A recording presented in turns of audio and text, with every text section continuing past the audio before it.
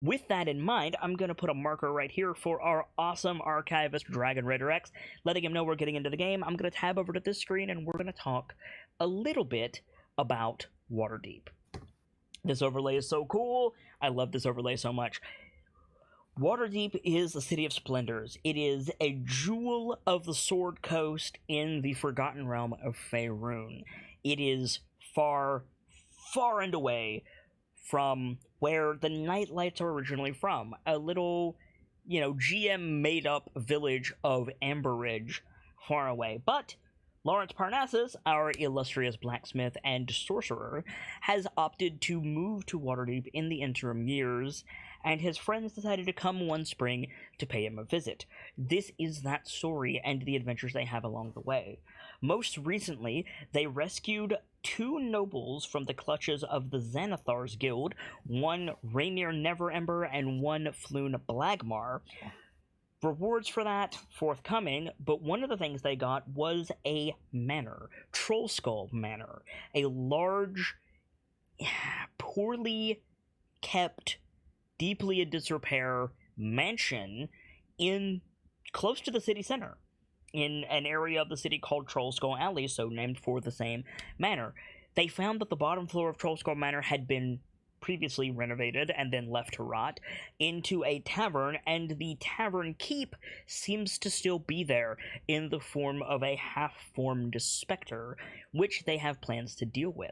In the meantime, they had lunch with Lawrence's blacksmithing masters Embrick and Avi, and Avi, being a cleric, has agreed to help them with their ghost troubles the following day. They ate well, they relaxed, they told stories, and they caught up with their friends and had a quiet moment for the first time in a while.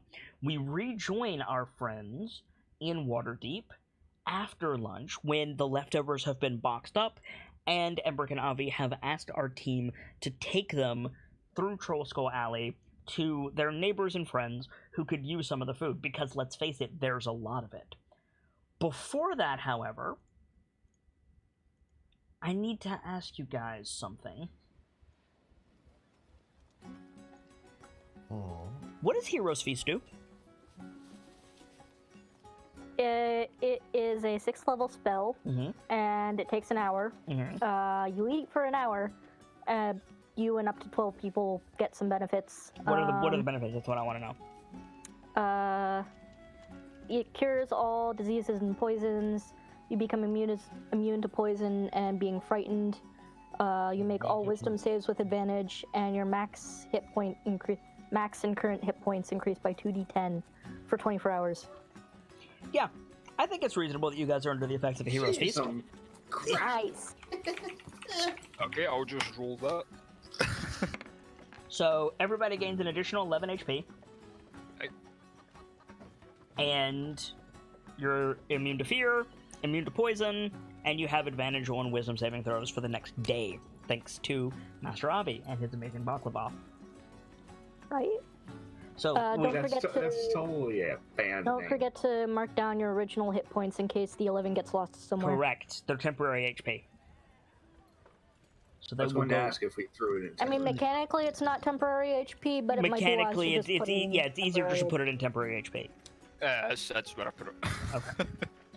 Okay. So we rejoin everybody standing outside the Steam and Steel.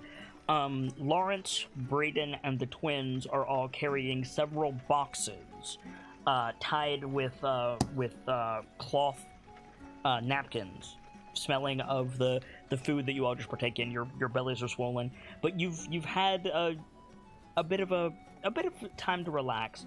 The dog is happily at your side, and Pierce, not with you, as you were leaving, said that he knows he has to go back because he has a class soon. So Pierce is poofed out, but not so suddenly that he couldn't warn you guys in advance.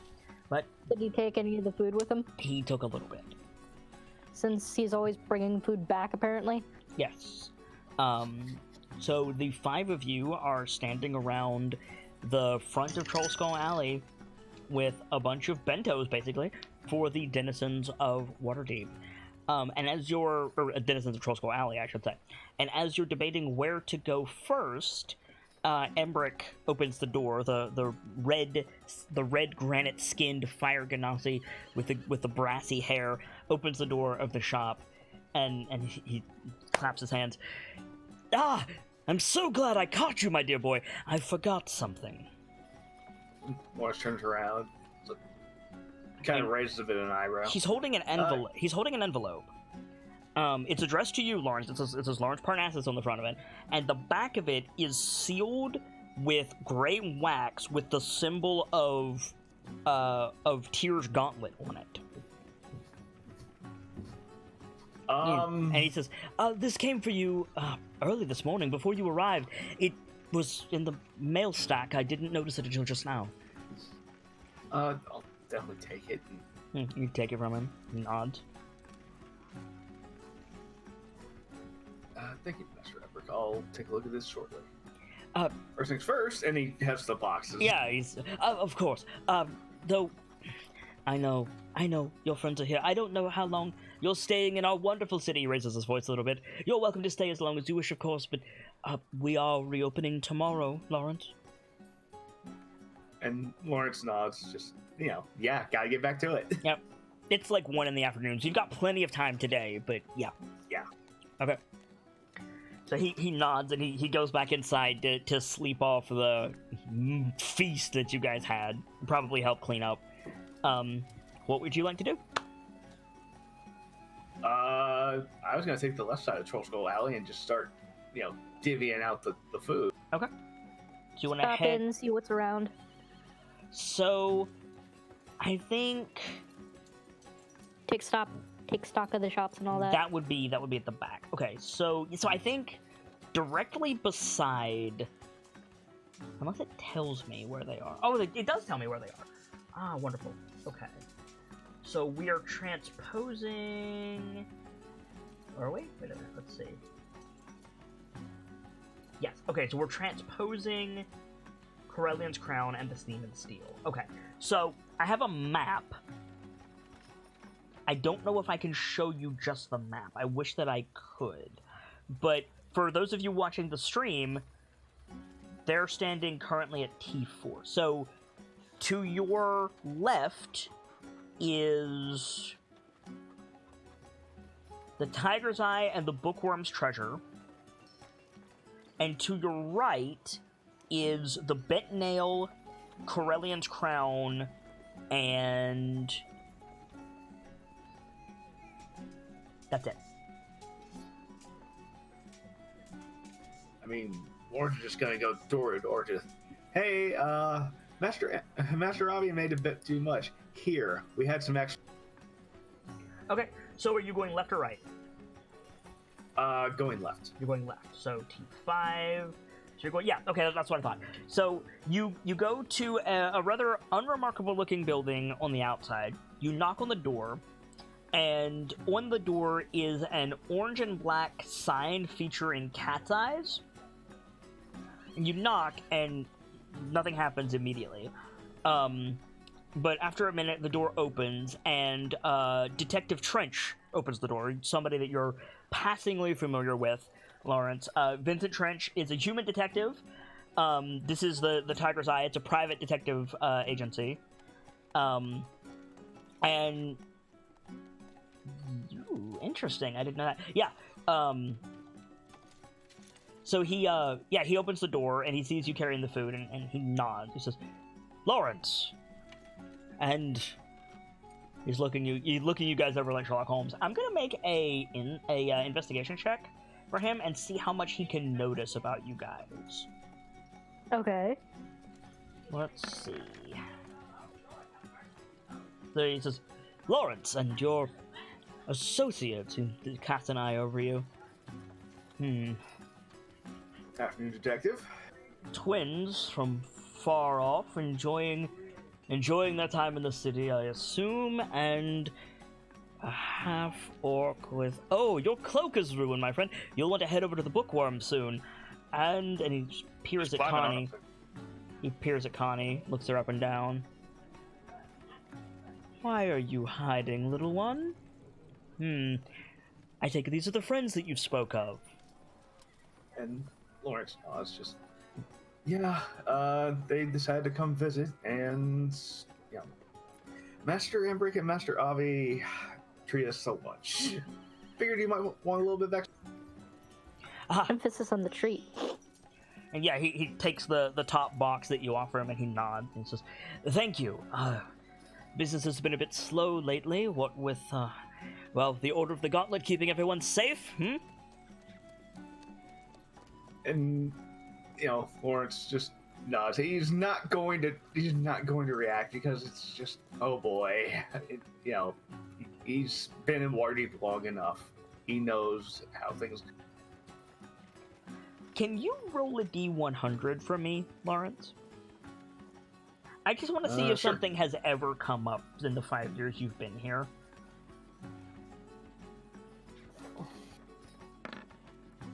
No. Okay. So he takes it and he sniffs it. He says, "Ah, your master has been baking, I see. And mince as well. Thank you. Do any of you require the services of, I'm a private investigator. I help find missing things. People or objects, pets." Actually, do we want to ask him about you know who? Yeah, I was gonna say, like, Sockham would, like, nudge Lawrence. Which, you know, who are we referring to? There's multiples at this point. The one with the R. Oh. Rainier? Yeah. Actually, that's not a bad idea. And Lawrence, you know, nods and says, "Actually, Detective, we ran across Rainier Neverember a while back. Apparently he left, and we're just trying to figure out, you know, where he went and if he'll be back." Rainier Neverember? And there's a nod. I had heard that he was in the city, but I hadn't really heard anything else. I haven't really been paying much attention. I can find out for my usual consultant fee, Lawrence. Of course. We use a currency called dragons in Waterdeep. He's looking at the rest of you. I require 50 of them to find a person of relevant interest in Waterdeep.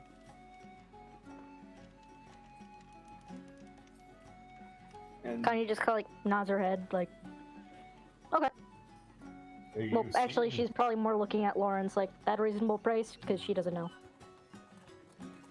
I mean, that Whe- is basically his... Whether or not it's reasonable, that's his fee. Yeah, he's not gypping your friends. Yeah. Cool. And there's a slight nod from Lawrence, just like, yeah, you know, it's legit. So yeah, Alright. he holds his hand out to you, Connie. Yeah, Connie starts pulling coins from odd places. Yep, so he waits until you get, you know, your 50 gold in whatever denominations they're in. He takes them from you. Make a perception check for me.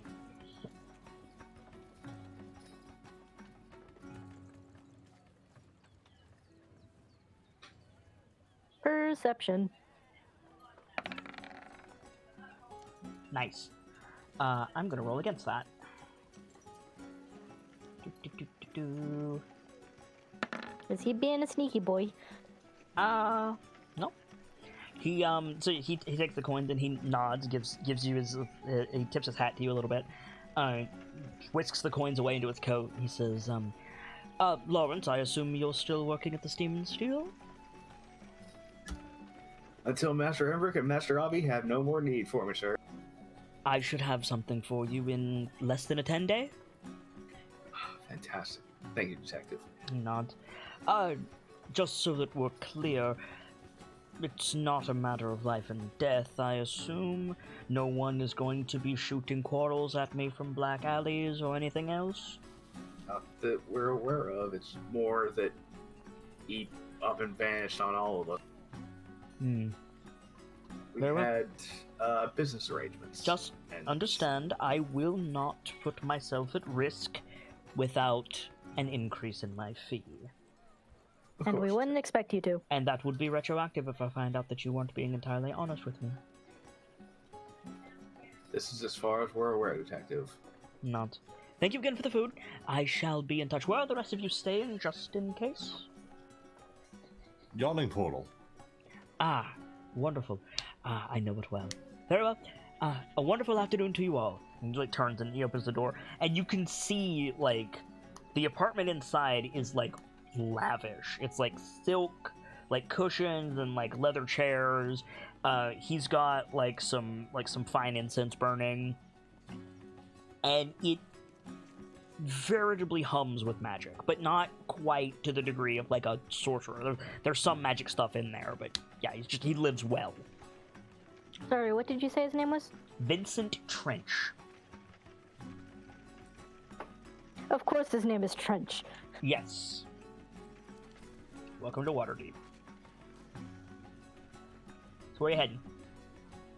Over to the bookworm next. Heading to the bookworm. Okay, so you continue. You continue on down, and you find a bookstore. With the sign on the door is a gold dragon curled around a treasure hoard. So it's a little like gold dragon wormling curled around a treasure hoard of books and scrolls. You can see through the shop windows. It's everything is like beautiful hardwood. There's books in various stages of binding. The shelves are lined with books. There's like scrolls everywhere. There's And probably been more than one time where Lawrence has actually rolled in here. mm-hmm. And before you knock on the door, you hear above your head, you hear a window open, and a gold dragonborn sticks his head out. I think it's a dude. Let me check. Yeah, he. Okay. Wow. They said the dude's name 4 times and used a pronoun once. Thanks, game. That's So yeah, he opens the door and he leans his head out and he says, "I thought I smelled baklava. I take it that's for me. Of course it is. I'll be right down." And he closes the window. And a little bit later, the main door opens, and the dragonborn is short. He's like 5'3". It's gold dragon in like rich robes. He's got little like wire rim spectacles on the end of his snout. And Is he like shorter than Connie? A little bit, yes. And he steps out and he says, "Ah, and you brought your associate, Rishal the page turner, at your service." And he bows. And at the same time he bows, he holds his hand out for the box that Brayden is carrying. Pleased to meet you. Brayden will hand it over. Yeah, he takes it, he sniffs it appreciatively, tucks it under his arm. Welcome to the Bookworm's Treasure. If there's anything at all I can do for you, please let me know. In the meantime, feel free to peruse. We are open to all who wish. And he like starts to step back into the shop. And, Lawrence is going to follow. Just actually, Rashal, I have a friend of mine here. He could use a bit of work. Work? Brayden will take off his coat and hold it out, and it'll be like, kinda got a bit ruined. Have you washed it? Aye. Okay, so he sets the box on the counter, takes the cloak, and looks at it. You see him pull out a jeweler's lens and like look it over. "I'm afraid I'm no artificer, but I can inquire in the guild, certainly. Do you have the fee?" Looks at Lawrence. I mean, I forget what would Rashal's fee be? You don't know. I don't know. You've never brought him a magic item before. In that case, Lawrence would be like, I believe this is the first time we've really discussed this sort of thing. What is your fee? Oh, it's not mine. It's the guild dues. I'll be heading this over to the Order of Mages and Protectors. 200 dragon should do it. Yeah. Hello, pricey. Teo. Hello, Tail Bean. Did Teo come back for more pizza? Yes. I request scritches for Tail. I am giving her scritches. She's being a butt. Again. Lawrence will wince and kind of get in a huddle with Brayden and Connie of, it's pricey. Yeah. Do we want to try and figure things out later? Later would probably be wise. I don't know about y'all, but I'm tapped. Okay. You can hear the rustling of the box as he opens it, like takes out a slice of baklava and pops it into his mouth. It's Master Avi's baklava. Yes. You know, that does not wait. That goes right into the bed. Yes. Sorry, how much did you say it was? 200 dragons? He adjusts his spectacles. You're not from around here, by your accent. No, we're from a good ways. Oh. They're my old friends from when we were kids. You would probably know it as gold pieces, but it's a special denomination here in Waterdeep. The ones with the indents. He nods. Would you be willing to trade any sort of physical labor in favor of a discount? I run a bookshop, my hefty fellow. I don't think I have much need for, pardon me, grunt labor. I mean, to be fair, If you books have a can be quite competent heavy, scribe but- among you, we could certainly discuss. How about a story you'll never find in any other book? Lawrence would actually just face palm at that, just like, God damn it, so much. Connie snickers a bit. You're from Candlekeep, then? No. We're from a small village. I have one that you'll never find in a book, though, I promise you. He chuckles.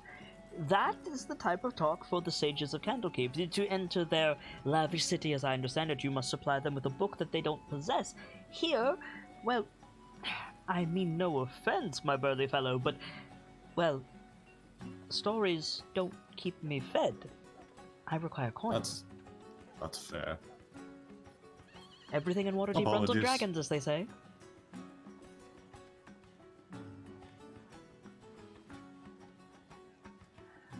However, perhaps... When he turns back to Connie...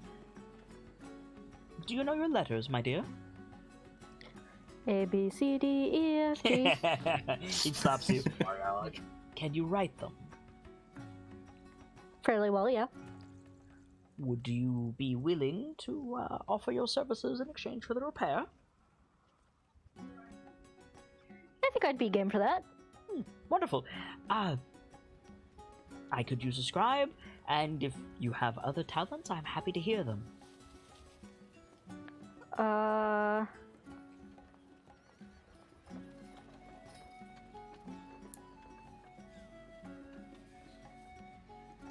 Here, you're a butt. English, work with me here. I'm blanking on the word I need. Herbalist? Right. Physician? I have a particular expertise in herbs and practical remedies. Perhaps we can be of use to one another then. Have you, he looks at Lawrence, have you taken them to the crown? Not as yet. They've been running around looking at everything since they got here. Including your wonderful shop. Mm-hmm. Nods. Flattery gets you everywhere, including discounts. My Sir Lefelier, he gestures like out the door, has a wonderful ointment. Keeps the scales oiled, and well, when they flake off, I can practically press them into gold coins themselves. But deuced if I can get the recipe. If you give me that recipe, I'll help you with the repair at no charge, and I'll throw in a spell scroll of reasonable rate besides. Interesting. And Oh. Lawrence would actually glance at Connie and just be like, take the deal! 'Cause Sure. that's a really good deal! I can't make any promises, but I'll see what I can do. In the meantime, can I interest any of you in a book? Or perhaps, and he looks at Sonkum, I could scribe your tale for you for a reasonable rate? I have no money, personally. I'll be back in a second. I'm sorry, I missed this guy's name too. This guy's name is, let me find it again, Rashal the Page Turner.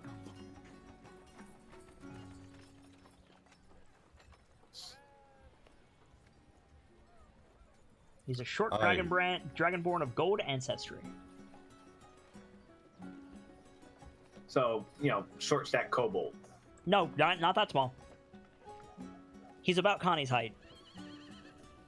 Okay. He's a dragonborn. Yeah, but he's short.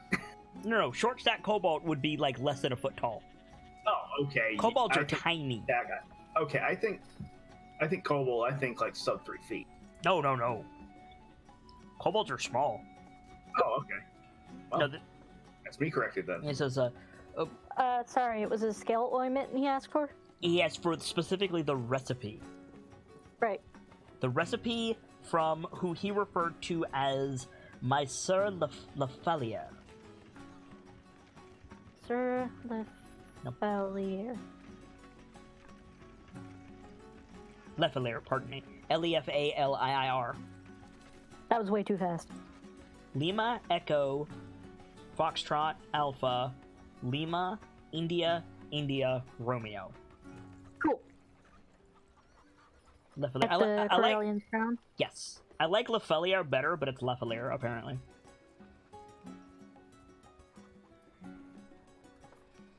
Probably one of those names where it's just like, yeah, I'll accept it either way. Tomato, tomato. Please, and he has the glee of like a kid showing off his rock collection. He says, "If there's any information you require, I would be happy to peruse my tomes for you." Out of curiosity, do you have anything on, like, Waterdeep history? Oh, certainly. I have several tomes. The standard is still everything beneath the sun. How about Waterdeep Manor? I beg your pardon? Or Trollskull Manor?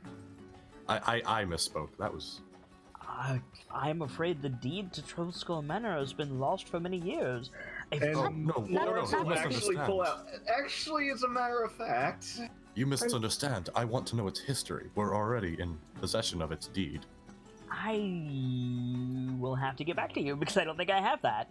Let me just... History, legend, lore, superstitions, whatever you can I find. mean, if it's older than Durnan back when. Yes, it's older than Durnan. I don't have. I don't probably have. 60 years minimum. Durnan pretty much said its golden days were before his time. Yes, I don't have a history of Trollskull Manor. I will have to make it up, which I can do, but I can't really do it on the spot. So he says, Of course. I don't know it off my head, but I'm certain I have. And he's staring at the piece of paper Lawrence pulled out. Would you be willing to part with that, Master Parnassus? I could offer you a And very good Lawrence rate. actually folds it back up and says, "Actually, no." Come now, surely we could reach an arrangement. You're not going to. You don't need a property like that. You're a smith, not a tavern keep. True. However, we may have plans to stay. At least a few of them. I see. And honestly, we've been talking about returning to his former glory. Besides, it's currently haunted. Do you actually say that, Connie? Holy shit. It's just says, an aside. I apologize. Did you say haunted? I mean, that's the legend, isn't it? You're capable warriors. No one rid the thing of the specter. It stabbed me. All the more reason. Clearly, just go and get rid of the vile thing. No, I'm not going back in there without help. Like, Loris will just facepalm again. I mean, to be fair, we were all already pretty beat up from that ooze thing in the basement. Ooze? You see him start to reach for a clipboard and a piece of paper. Like, so imagine Mother of Vinegar, but it's really angry. Right. And Loris will just give out this long, suffering sigh of, oh, god damn it. How big was it? What color was it? Did you taste it? He's writing. It tried to eat Pierce. us. Pierce probably tasted it. Which one of you is Pierce? He's not here. Yeah. Oh, my Mage condolences. had to No, had to go. he's at Oozes home. are quite... Right. He has a habit of location jumping. An arcanist. And Lawrence will actually nod. Sets just the like, clipboard "Yep." back down. Just perhaps. I have a secondary offer for you if you're interested. Do tell. With permission, I would like to copy his spellbook. He has a spellbook, yes? When he comes After being back, eaten by the ooze, I'm not entirely sure anymore. I would. Out of character, did his spellbook survive that? His spellbook survived that, yes. Cool. we can talk to him about that when he returns, but I don't know if he'll be too happy. If my Sir Lefelier does not want to part with the skin ointment because he enjoys picking my pocket, I would take the copy of the spellbook in exchange for the cloak. I'll provide the materials, of course. I simply want the notes contained within. You see him, like, click his nails together. I should warn you, his writing is chicken scratch. I've seen worse, I assure you. I have fed several tomes from physicians. You've seen worse? Do you want me? Should I write? But unfortunately not Sir Lafayette's. Unfortunately. Right, Rashal, we'll see what we can do for you. Do stay in touch, my good man. Pardon me. Do stay in touch. It's a bit of a solitary existence at the back of this alley, but anytime we can see new faces with new stories and perhaps jingling purses. I can offer a selection of spell scrolls if you ever have need. We'll be sure to return. Thank you, Rashal. Of course. He let you let yourself out. So as everyone leaves, Braden will stop and come back to talk to him. Okay. So you stick around. Aye. It's just So you guys all leave, and then Braden comes back in, and he's just like double fisting stuffed grape leaves, and he hears the bell ring, and he looks up with his cheeks bulging out, and he swallows. Did you forget something? No, it was to ask you if you had heard of a certain thing. Is there any information you could possibly tell us about the Stone of Galore? Oh boy! I actually need to open his character sheet for that. Holy shit! That is something he might know. Actually, hang on. Let's see. What level are you, Rashal? Rashal is. Whoa! Yeah, he might know. Oof! Not with that roll. He says, I don't mean this in jest, my good man, but I've forgotten more things than you could possibly imagine. If I have such a thing, it would be here among my treasures. I would be happy to look for you. It would take me a few hours. That'd be great if you could look for it. My time is not free, of course. To peruse my collection, well, I admit it's something that I enjoy doing. For the information, providing it's there, a deposit of 10 dragons would do, and you would get it back if I don't have anything. Aye, I'll hand over the 10 dragons. Okay, he takes them, he nods. He says, you know the way? From the Steam and Steel, I assume? Yes. Wonderful. I shall see you, before sunset, please. Gladly. And you'll... And you see him as you turn away, you see him pop one of the gold coins into his mouth, wince, and then pop the grape leaf into his mouth. It's like, I want to make sure this is legit. Yeah, where are you guys heading? Let's go right. I think we're just now. trick-or-treating at this point. So you go. Yeah, we basically are. You go back the way you came. You pass the Tiger's Eye. You pass the Steam and Steel. The next place you come to would be Corellian's Crown. Correct. Corellian's Crown and the Bent Nail are actually perpendicular to each other. So you stand in the middle of the street, and the Bent Nail's on your left, and Corellian's Crown's on your right. It's at the end of the alley. So you can go to whichever one first you want. Let's go to the crown first. Okay. So Corellian's Crown is It's a 3-story townhouse.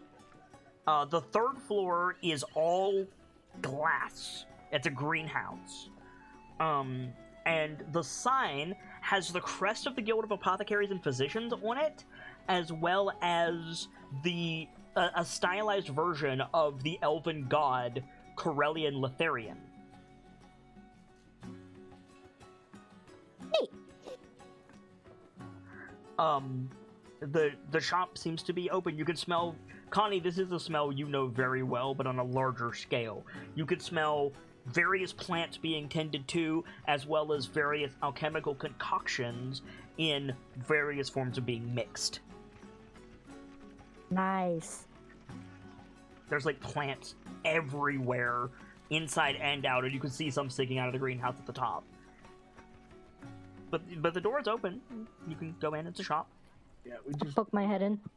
we'll just absolutely just go in. At the counter, there's an elf with like long braided golden hair, like prominent ears, high cheekbones. Imagine... You guys know, Dragon Age? Mm-hmm. In passing. Vaguely. The elf from Dragon Age Inquisition specifically, I don't remember his name, but imagine that guy with a much softer face. Nice. And Unfortunately, all this tells me is an elf with a soft face. it is an elf with a soft face. Very plain, like, gray-green robes. No jewelry of any kind. And impossible to tell gender.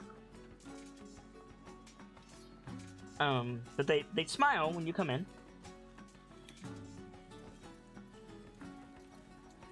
Good afternoon. Nods to you. I am assuming you're Sir Lafilier. Lafilier. There's a soft chuckle, and the elf starts making like hand signs at you. Ooh. Doesn't that mean he can't hear us, but he can understand? Sign language. It points at Salcom and shakes its head. Is this druidic? That It word is not druidic, but they're talking with their hands. Okay. It's sign language. Yeah. The word is deaf, I believe. Again, point at Salk, shake head. Mute. Point at Lawrence, nod, and then like makes like a gesture of greeting at Lawrence. And Lawrence will bow and just, who's got food? I probably still have a box left. Yeah. You have a box, and one of the twins has a box. Yes. Okay. So, and stock them up for Lawrence will actually, just step up and offer the box. It said, Hey, take the. Master Avi, made extra. Thought you might want some. You see him like make some more signs, and then same like stoic smile, calmly like takes out a pad and a pen and like writes something down and flips it over, and it says, "Welcome to Corellian's Crown. My name is Fala. Thank you for the food." And Lawrence will nod and say, "Our pleasure." And we were here to inquire about some ointment that you may have possibly made. Rashal actually is in need of it. Another very calm smile and chuckle, and like write something else down. It says, flips the pad back over, and he says, "Here to pick up his delivery." More a request for the recipe. Would that be feasible? Fala frowns a little bit, and you see him write for a long time, and then he shows Lawrence the pad. And Lawrence, I assume you're reading this off to everyone else. Oh yeah. He says, normally no, but I haven't seen Zaraj in a few days. If you could find him, I'd be willing to offer. Sorry, who's Arash? more writing. A friend of mine in the Zentarum. Oh dear.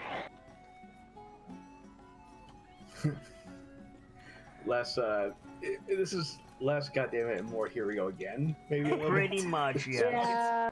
At this point. Deja vu. That's right. And, Lawrence will kind of glance up and say, lots of missing people lately. This will be round 3.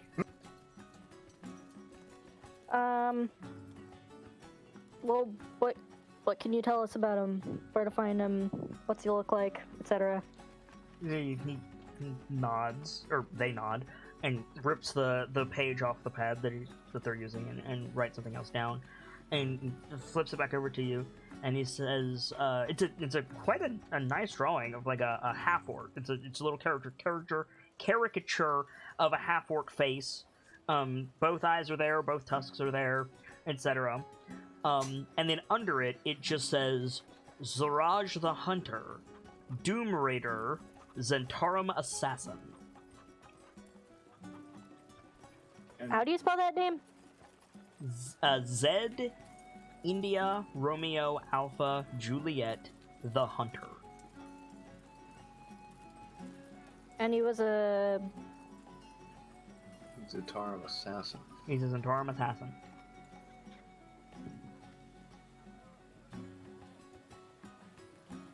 And, Lawrence will look down at the pad and just say, can I show them this? Can you show who what?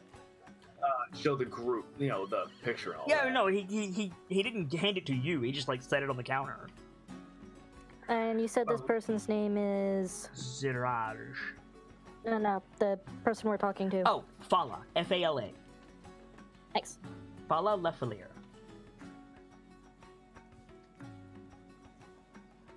And, Lawrence will nod and say, we'll see what we can find. And then, he'll look over at Braden like, any way you could ask around? I'll see what I can do. Braden, make a history check. Okay.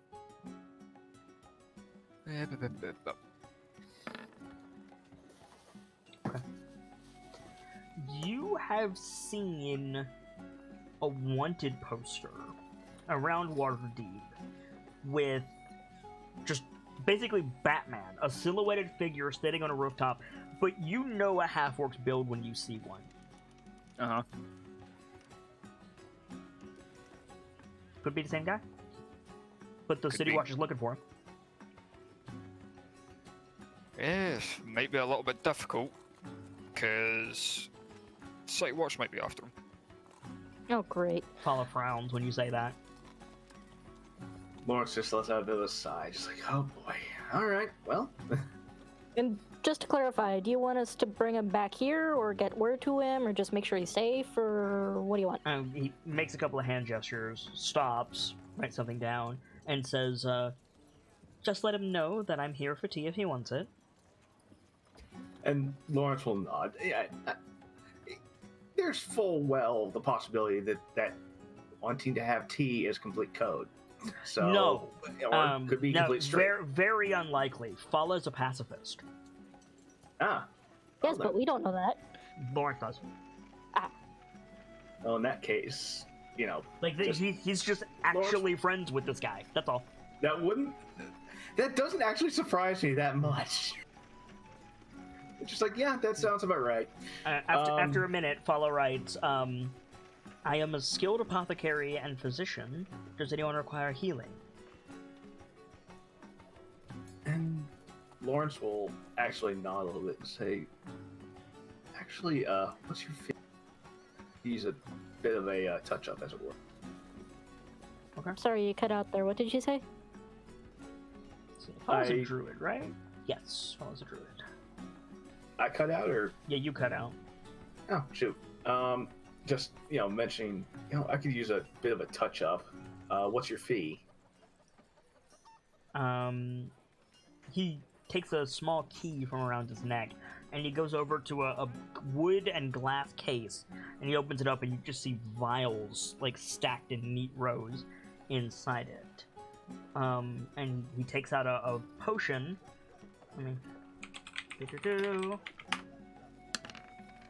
Nice. He takes out a little, like, red liquid potion. He sets it on the counter. And on it, in, like, tape with, like, pen on it, it says 25 gold. Ooh. Pricier than I can afford at this point. Darn. And Lawrence will nod and say, unfortunately, I don't have enough at the moment, but I will come back when I do. You see him, like, put the bottle away, close the cabinet, lock it, and then he does, like, the wait finger to you, Lawrence, and disappears into the back. So you guys have Lawrence a minute to peruse the shop Lawrence if you will want. Do I see any ginger anywhere? Yes. You see every plant you could possibly think of, and a myriad ones that you do not know. I think Connie's gonna try and stock up on a few of the things she learned about the other day. This is probably Nice. where Avi Actually, gets earlier his today. spices. Nice. So yeah, ginger. A little bit later, Fala comes back as you're looking at the spices. Fala comes back and he's holding like a. Turmeric. That's the other one I was thinking of. I'm trying to decide exactly what he has. I think it's an alembic, like an alchemist alembic, Nice. but it's got a big hole in the side of it. And he holds it like it's metal. It's like copper. And he comes out of the back and he holds it up and looking at Lawrence, like raises an eyebrow, like, can you fix this? And Lawrence will look it over and actually nod, just like, yeah, absolutely. And he sets it on the counter, or they set it on the counter, and he takes the pad again and writes something down, flips it over, and he says, would you mind to take this to your masters for me? And Lawrence will nod again and make a point of, I might be able to fix this, and not even have to bother. So I think they see that on your face and takes the bottle back out of the cabinet and sets it on the table. And Lawrence will nod and will pick up the alembic and say, once the work is done, we'll make the trade then. He nods, or they nod, and he turns to the rest of the group and like waves a hand. He does the thing where it's a very like Willy Wonka style motion. He like waves his hand to encompass the group, and then holds a palm out to you like, "Can I help you?" Yeah, how much for this little jar, like an ounce of this stuff, and that thing right. With another like delicate chuckle, Fala produces like a scale, like a gold like scale with a bunch of weights on it, and yeah, you two like devolve into like parsing This out is merchant business. parsing out your order. Yeah, you can add like mixed spices to your inventory, Connie. It'll cost you 5 gold. Nice.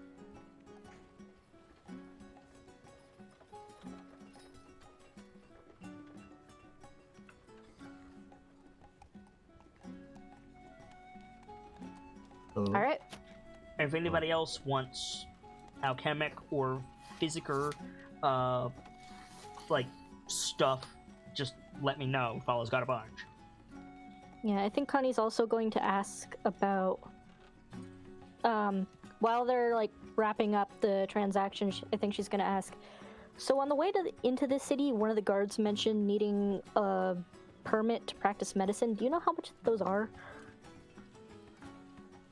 I think Fala like gestures at the sign above their door with the guild symbol on it, and then like looks at the coins that you have, reaches into the till, pulls out a 10 gold coin piece, and then another one, and then another one, and then 2 more. So 50 gold. 5 plat. 50 gold, yeah, 5 flat. Oof. And then he like gestures at a calendar and like flips one page of the calendar and then points at the money again. Oh, that 50 gold. sucks. Yeah, Oh. 50 gold a month. I mean, a doctor in Waterdeep would He's probably yeah, be he's able to- it's fucking guild dues. Like he's in the guild of Yeah, apothecaries and guild dues. physicians. Like he's good, Mm-hmm.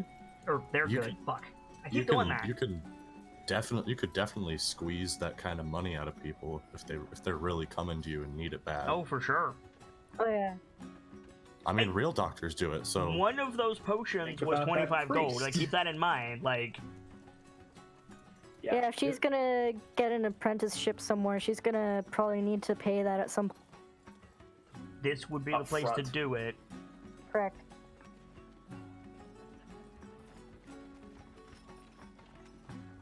Ah! Mm-hmm. What? Yeah, I think she's gonna ask her about, like, apprenticeships and things like that. Like if they're taking people on, or if some other shop is anywhere. I don't know if she's gonna try and sign up for it now or later or what, but Yeah, I think Wanting to know from I think Paula definitely glances at Lawrence a few times. Like, is this for real? And Lawrence would absolutely be nodding, just like, yeah, she knows what she wants. And new page on the pad, and Paula writes, let's see, what would Paula say? Paula says, I'm flattered, but we would have to find a more efficient way of communicating. true. that brings up a question I have about this. Mm. Would comprehend language function well here at all? No. Didn't think so. Spoken or written. Says it in the spell. It does, doesn't it? And, Lawrence would be very thoughtful during this entire exchange. Actually, just follow. Would you be willing to teach me? Maybe I could translate? Alternatively, teach me. Right, says it. Of course, but it would take time. And Lawrence will absolutely nod. Just work aside at Steam and Steel. I would be more than happy to, learn. If As would could I. make things easier for. And he says, I think Paula says, come back when you have a moment. I'll have something prepared. Nice. And Lawrence will absolutely nod, very eagerly because hey, able to communicate in a new. So anybody who wants to learn effectively Waterdevian ASL from Fala, you can, and then you could use that with yourselves. However, fair warning, it will take 3 days to get slightly competent. Okay. Mm-hmm. Okay. As someone who has taken an ASL class, it is It'll be easier with a bunch of us trying to practice together It- instead of just one of us. Exactly. So, Cool though. where are you guys heading? Bent Nail Okay. would be next. So you're And, gonna head out We, across the uh, street. Thank Fall on the way. What's up, We Gracie? did give them the The box of treats? box Yes. food, right? Yep. Cool. Yeah, you have the Alembic, Lawrence. You have the broken Alembic. Mm-hmm. Add that to your character sheet. So it's right across the street. Already done. The sound or the smell of plants and fertilizer and alchemical reagents is replaced with the strong scent of sawdust and varnish and oil and like woodworking stuff. And Lawrence will definitely just take a deep, appreciative inhale of, oh yeah. The shop is bare. Or so the sign of the shop is bare. It's a wooden blackboard on the front of the building, and it's just got a big bent nail sticking out of it. That's it. You can see in the main display room there's ornate wooden furniture as well as bowyer supplies. There's a barrel full of arrows and quarrels. There's some finer arrows and quarrels behind a display case. There's bows and crossbows hanging on the wall. There's finely carved wooden canes, quarterstaffs, and shields. And working at the back he's got one of those. I don't know what it's called. I think it's a strop. He's like running a strop over a piece of wood to smooth it out. Is a short-haired half-elf man. And he's like just working away on probably like somebody's end table. And he looks up when you guys come in and like flicks some salt off his apron and he stands up. Welcome to the bit, Lawrence. And he strides over and like claps you on the back. And Lawrence will smile and say, "Actually, both here on business and pleasure." Most people call him Talus, by the way. Talus Fellbranch. I mean, Lawrence would be respectful. It'd be Mr. Fellbranch. Yes, Fellbranch. Mr. Fellbranch, actually here on business and pleasure. And he'll gesture whoever has the last box of leftovers forward. Say, actually, Master Avi really spoiled us, and there was extra leftovers. He puts a hand to his stomach. Sorry. I don't much care for Kalashite cooking. And, Lawrence's eyebrows both go up. Just be like, oh, well, okay. Figured we'd offer. Oh, of course, and it's appreciated. Can I do anything else for the rest of you? I know Rock wanted to look into things because of his bow work. Who is not here? Yeah, shit. We'll have to double back for that. Yep. Mm-hmm. Rock is outside with the dog. Yeah. I've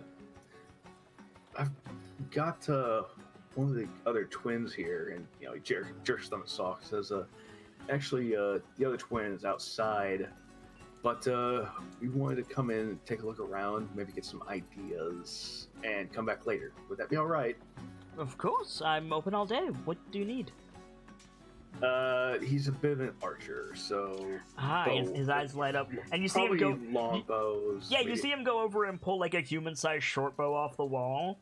And there's Sockham What's already laughs. shaking his head like, Much taller. no. Sockham gives this little. This guy's twin He's a gesturing Goliath, to Sock. He's a Goliath, Mr. Sets Fellbranch. it back on the shelf. I'm afraid I don't have anything quite that size, but I'm certain I could make something. Yeah. So he looks at Sock. He says, "It's the same size as you. Little less muscular, but yeah. Would you mind to And he pulls out like a tailor's like ribbon, and he like goes over and he starts like measuring your like arm span and stuff. And Lawrence would actually step over to help because Goliaths are big. Tall dude. And he's like, you see him like he's basically taking Sock's measurements, and then he rolls it back up and he says, longbow then, so almost 3 meters. Doable. I'll have to go outside the city to get something. I would need, say, 46 dragons and a week. What do you need outside of the city, out of curiosity? A sapling. I see. And Lawrence will actually smile and say, actually, these two did a lot of logging work back where I grew up. Get it for you. Sockham pulls out his machete. What kind of sapling? Yeah, and he just like rattles off like a local Waterdeepian tree that you've never heard of before. I mean, I probably would have heard of it. You probably would have heard of it, but Sock has no idea. And Lawrence will nod in that case. It's like, right, okay. Connie will ask for the specifics for the kind of tree, because she doesn't know it either. Yeah, so I think he looks at you, and what he effectively says is, "What do you mean? It's an apple tree. It's a tree that grows apples." Because to him, that's just a ubiquitous question. And Lawrence will smile and say, "She's an herbalist." Right, but it's a tree. It looks like a tree. So we're not from Waterdeep. We don't really know that tree. I can make magic once the tree is here, but perhaps ask Fala the Corellian's crown for the specifics? I don't know. Fair enough. And, But point being, it's some kind of apple tree, you said? No, that was an example. Oh. Yeah, it's basically just like It's a tree. What more do you want? And But I guess it would be helpful to specify like pine tree, oak tree, Yeah, poplar. he did. But then when you asked him to expound on it, what he said was basically, it's an apple tree, what do you want? Like, Gotcha. yeah. Okay, cool. In that case. And Lawrence will look a little bit sheepish and say, actually, while we're here, is there anything you need me to take care of?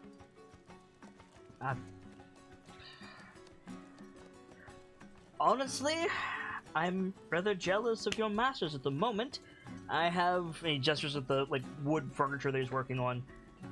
Oh, I have to take a delivery across town. I could use a strapping young lad like yourself.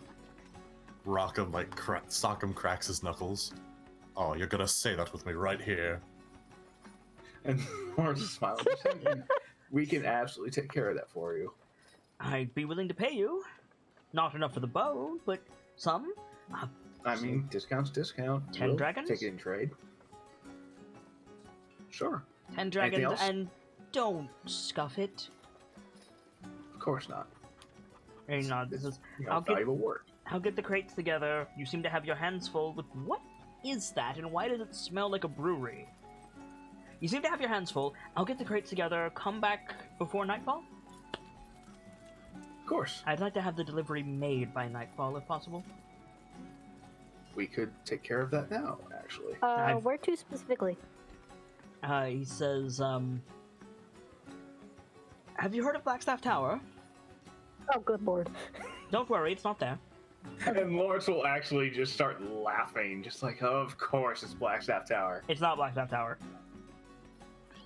He says, near Blackstaff Tower, there's a place on Trader's Way. It's off the market.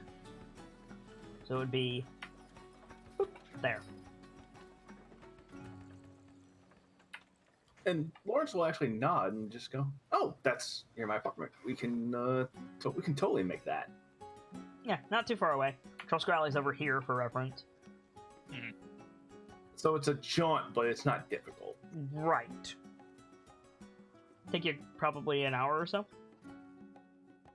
Yeah, I mean, for a 10 dragon discount, yeah, Well, he's gonna give you And- 10 dragons in cash, but right. And we'll In function, though, it's probably going to go back into the thingy. probably. This is as I said, I can have something for you this evening. I have to get it together. Excellent. Thank you. Anything else? Saw blade work, hammer.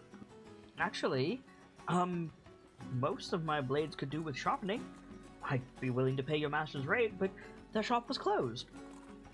Well, That's because they were making all this special stuff. occasion for Gesturing to us. the food. Because yes, but we'll be open tomorrow, so Well, I could take that now. unfortunately, the and- city doesn't stop moving because you decide to take a day off, Master Parnassus. Fair enough, Mr. Felbranch. But I can take those now, and we can have them for you first thing tomorrow morning. Very well. And yeah, he goes and grabs a wooden toolbox and starts just layering a whole bunch of saws and chisels and fine wire blades into it, and then brings it over and sets it on the counter. In that case, I shan't need you until tomorrow evening. All right. Well, Oh, I see. Okay. but Would it be more practical to pick up these blades when we come to get at the furniture? I need the blades to finish the furniture. and That's what I'm saying. We get them Yeah. after you're done the furniture, so we can. Never mind. right. Yes, I know. but there's the matter of poor tools leading to poor work. Gotcha. And Lawrence would absolutely nod and understand. Is there any way I could have them this evening? I'd be willing to pay double. And Lawrence's eyebrows both go up. It's like, oh, I could talk to Master Emmerich and Master Avi and see if we can make a special exception. Please. Certainly. I'll be right back. And Lawrence will actually leave and go back over to Stephen So Steele. you grab the tools and run out, You run back. The door to the shop is locked. Oh. And you get back to the Steam and Steel. You go to unlock the door. You just like the door handle doesn't move. You like hit your shoulder against it. Door doesn't open. Oh. Huh. Odd. That's a hint. Yeah, that's a hint. Exactly. Heck. Back over to the vet nail. So you run back down street to your friends with the box of tools. And Lawrence will just Felbranch sigh as he frowns when walks you in. walk back up. And Lawrence will just sigh. Master Embrick and Master Avi are currently indisposed. Of course. I will have these What are they few- teaching you, boy? Can you do it or not? I can do it. I need permission. He goes to take the toolbox back from you. Fine, And I'll be along Lawrence will tomorrow. look, appropriately apologetic. He looks annoyed with you because you're just a help. But Well, I suppose. Thank you for the offer of food and the break from work, but some of us have a business to run. of course, when things do get back to order, I will be back for the tools, and I will, have them all nice and sharp. See that you do. He's like turned his My back to you and started to like get back to And- work. Yeah, take the hint and go. Okay. So that's Troll Skull Alley. All right. Well, heck. Well, that last one went a little roughly. Bright just said he'll be here shortly. Cool. Yay. Feeling a little sick, but he'll be here soon. So, as you guys are leaving the bent nail and like you're now in Troll Skull Alley regular, Connie, can you make a perception check for me, please? Okay. Perception. Okay. You notice a completely white cat with blue eyes sitting on a barrel at the entrance to an adjacent alley near the Corellian's Crown. Huh.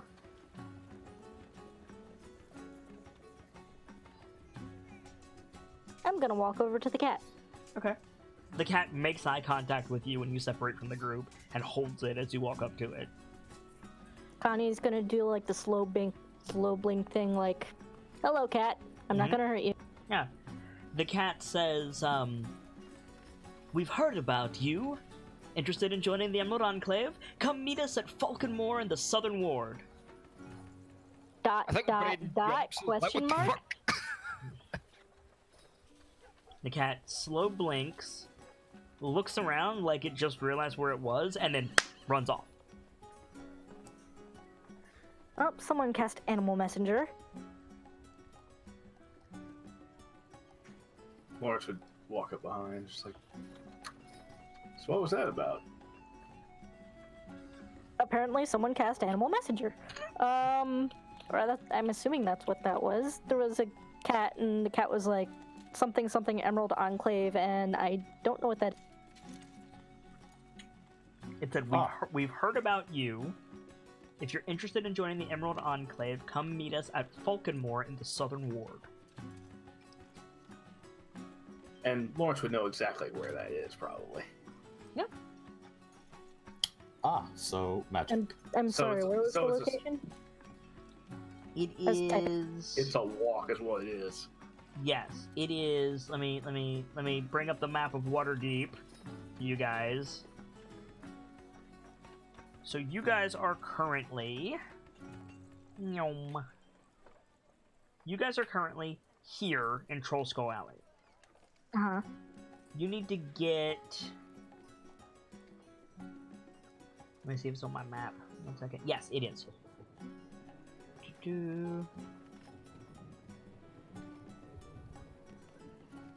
to get.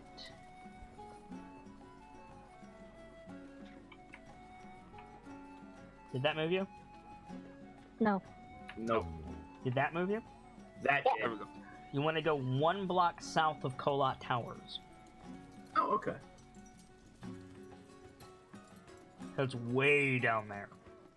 Yeah, it's a hike. It's south of the That's- Yawning Portal. It's down where you found Floon. Or not Floon, where you found Rainier. That being said, it's near the Skewer Dragon. I can drop off that cook pot for the Yes. bartender. True. So what's the Emerald Dragon? Or Emerald Dragon?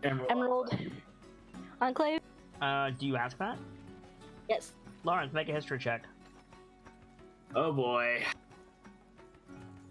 More to the point, how did they hear of me? What? You're blanking. Yikes. You're focused on the fact that you just pissed off Talus Fellbranch. Yeah. And Lawrence would probably shake his head, just like, I know it's down south a ways. It's a bit of a walk, but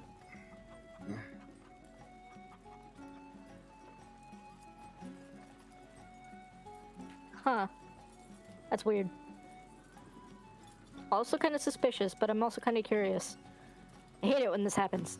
well, if you want to go, I do have that cook pot for the bartender at the Skewer Dragon. We really swing by.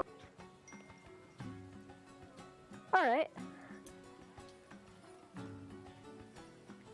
Well, if you lot are going down near the dockyard, I'll be coming with you, and I'll need that food. And I'll need that food? Okay, alright. I mean, okay. That means we can A, get rid of it, or B, just Bribe someone with be it? able to- Sock'em, Hmm? can you make a wisdom saving throw, please? Remember that you have advantage. Oh no.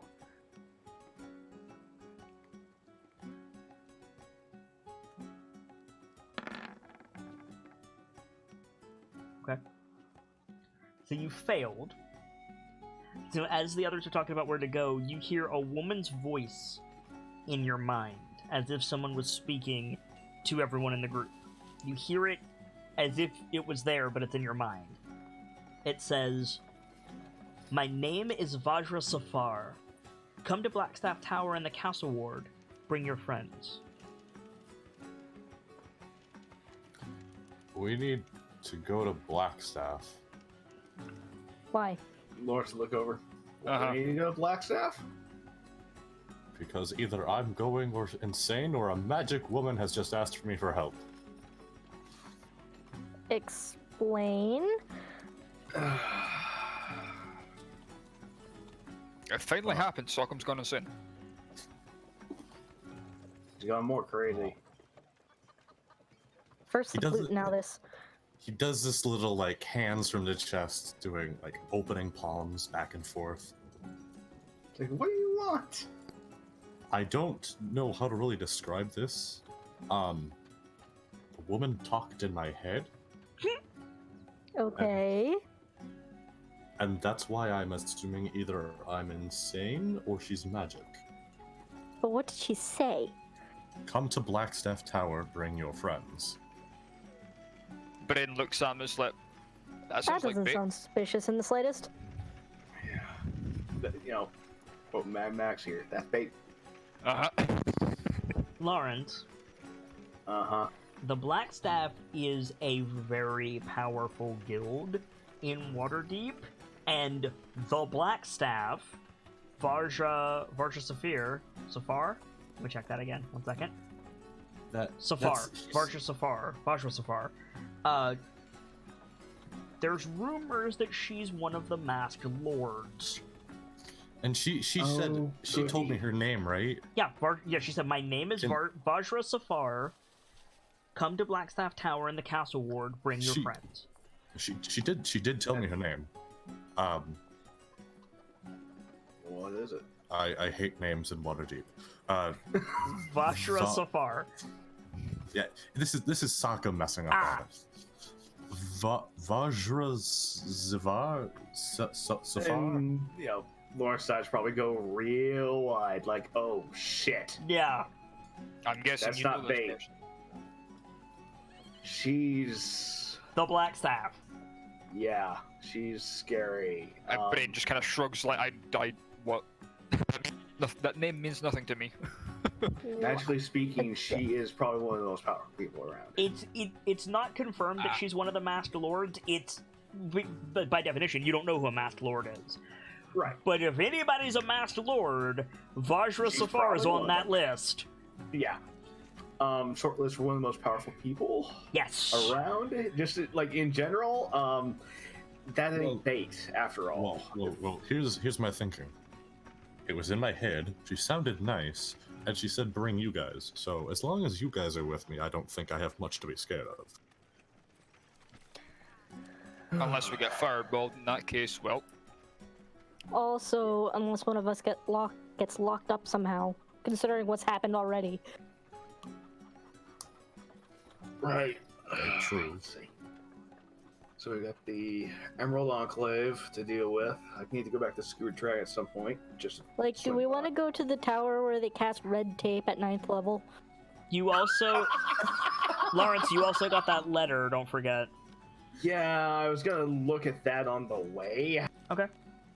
Whichever way we went first. Okay. Now, if we went down there to the aisles first and then to the tower, how long would that take? So, the Emerald Enclave is way the fuck down in the South Ward. That's on the other side of the city. Whereas Blackstaff Tower is only over here, over by the market. It's much closer to go to Blackstaff Tower, So we can just hit one then the other. theoretically. Theoretically. If Vajra Safar is saying, come to Blackstaff, you go to frickin' Blackstaff. Shall we go I see the guess we'll pretty? go with black stuff then. Shall we go see the pretty woman, magic woman? I'm not making assumptions off of. I'm not making assumptions off of a voice I heard in my head. You're crazy. I mean, there'll be a mutter from Lawrence as he starts walking towards, the entrance to Troll Skull of. Hey, you gotta go out. You gotta go out Troll Skull Alley either way. But it's just, as he's walking down, just God, I wish Pierce was here. Brayden, make a perception check for me. Ah, great. Oh God. Another one! No. Kit is becoming DJ Khaled. Another one. Fucking perfect. So as everybody is walking, Brayden, you see a hummingbird, a completely white hummingbird, fly down over one of the buildings and into Troll Skull Alley, and you realize when you look at it, holy shit, it's made of paper. And it- Origami hummingbird! and it flies down, and it circles the party, and then it lands at your feet. I mean, I'll look at it. Lawrence would stop, just like, wait a minute. What the heck? Only Brayden saw it. You were in the lead, Lawrence. Oh. Well, you said circles the party, so. Yeah, up, like 4 stories up. Oh. Yeah. I'll let Braden will just stop, look at it, and be like, okay. Looks might like as an well play along. origami. Looks like an origami hummingbird. I'll pick it up, and Pick it up. if it doesn't stop me, I'll try and unfold it. Yeah, you unfold it. There's writing inside. Okay, I'll read it while following everyone else. Yeah. So inside there's 6 theater tickets and a note. Uh-huh. The note reads, "Our friend Rainier says you're a good bet. Here's some tickets to the opera at Lightsinger Theater in the Sea Ward tonight. If you're interested, Mert would like to speak with you at intermission. Private Box C. Oh, heck! Wait. It's not done. Do wear something nice." Alright. Just so I get this straight. 6 tickets. To the opera. Opera... At which theater? Where? Lightsinger Theater in the Sea Ward. So Lawrence, if Brayden draws your attention to this, he's holding 6 tickets to the Fall of Tiamat. The fucking hottest show in town. Oh shit. Box seats. And apparently Mert wants to have a word with us at intermission. No, let's have a word with Brayden. That's still disconcerting. Mm-hmm. Oh shit. Brayden would definitely Lawrence would probably look at that and go, okay, do I have anything nice enough? I think we've got a lead to find Mert. Holy shit. Sockham gives him the eyes. Hey, don't look at me. I Is didn't it do bad? it. You know what? Is You know it what's bad that I absolutely just great about this? I'm sorry, Grace. I'll let you finish. But you know what's amazing about this? This is so perfect for Sockham. The Fall of Tiamat in my notes here is in Giant. Oh, damn it. Is it a musical? It's an opera, friend. Oh. Is it bad that when he said Sock makes the eyes, I pictured puppy dog eyes? I mean, I No, thought, I did the that's same what he thing. was. I thought that was what the eyes meant. That's exactly what that was. There you go. Because Brayden said opera, right? No, Brayden hasn't said anything yet. I thought No, someone. I said I'd Oh, bring it's just- everybody's attention to it and Oh, say, okay. like, I think we've got a lead to find Mert. And just, well, Well, I'd say that's a pretty good lead. Yeah. So you have 6 tickets to the Fall of Tiamat tonight at Lightsinger Theater. Do wear something nice, it says. By the sounds of it, we've got a lot we need to do tonight. yeah, we gonna be busy. First of all, Shit. since I think we need to go find a woman, because you said Right. that's a big head honcho of this town, right? Yeah, she's. So Oh I boy. mean, What the hell have we gotten ourselves into? if you ask me, if we go to a play, if we give a play priority over someone who's like some We have great time leader, for both. Assuming she doesn't need us to stay for a good long while. all I'm saying is I don't want to be struck by lightning. Exactly. Again. That's why we go to Blackstaff first. We'll have time to spiff up before tonight. All right, let's do it. Right. Blackstaff. And Right. while they're on the way to Blackstaff, Lord's gonna pull out the letter and just be like, what the hell is this? So it's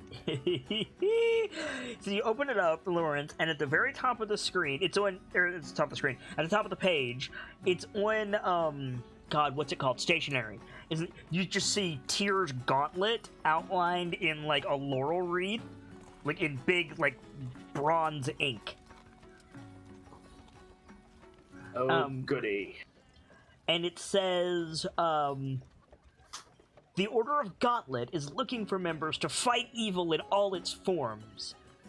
Adventurers, we need your help, and you've been brought to our attention. Seek out Savara Bellabranta at the Yawning Portal at your earliest convenience. She'll tell you more. You want to make a history check, Lawrence? Yeah. Savra, pardon me, not Svara. Savra. Savra Bellabranta.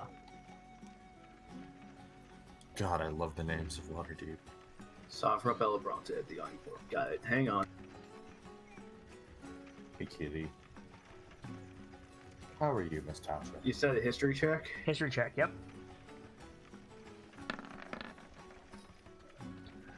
The Bellabrantas are definitely a Waterdevian noble family, but you don't recall anything else about them. Well, we can go find that out whenever we go get some sleep. And Lawrence just looks at it, and probably anything the other would hear would be like, do I look like a fucking cleric? Any And other he'd fold the letter- messages while we're at it? And he'd fold the letter back up and just Nope, you know, just so- those for the moment. She's like, God damn it! What else is gonna go wrong at this So point? I'm just gonna title drop this episode for you guys now. Mhm. Episode 8. It takes a village. God damn it. I was gonna suggest, since we all got something different, Beautiful. different directions, 6 Ways to Sunday. Well, no, because it's not just them. It's also everybody in Troll Skull Alley. Hmm. Like, you got a whole rogues gallery, so it takes a village. That's fantastic. You're welcome. God I damn love it. Yet again, couple steps ahead. Yeah. So, to Blackstaff Tower. Blackstaff Tower. So, spinning Batman symbol. Spinning KnightLites logo in this case. Yes! The Nightlights need a logo. The KnightLites do need a logo. Wait, what would it be? That is a good question. That's That's we a need- conversation don't for think- after show. Yes. Because I don't think there's a good visual representation of a snafu. That's a That's not That's fair.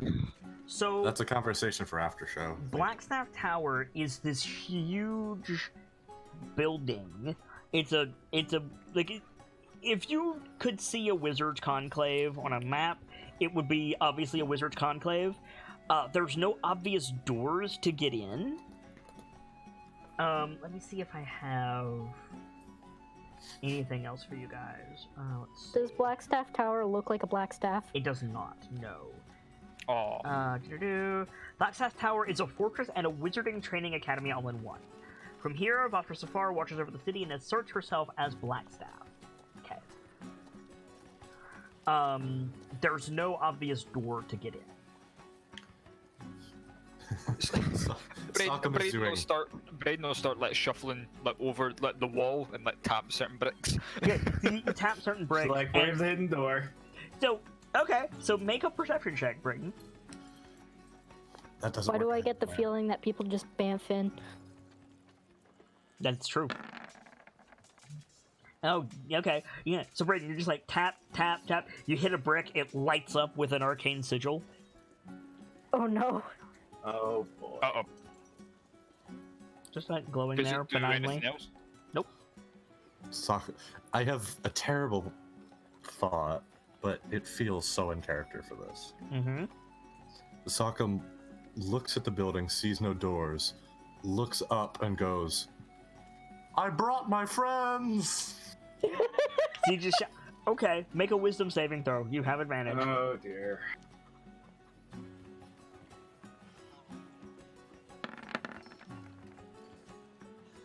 Okay, cool. So you hear in your head, you hear the same voice from before. The woman says, "Tell your friends to hold on." Hold on. And Lawrence would be like, ah shit, brace. So you guys like, yeah. So there's a slight I think before something happens, I think Braden would turn and go to what? perfect. So there's a slight pull. Excuse me.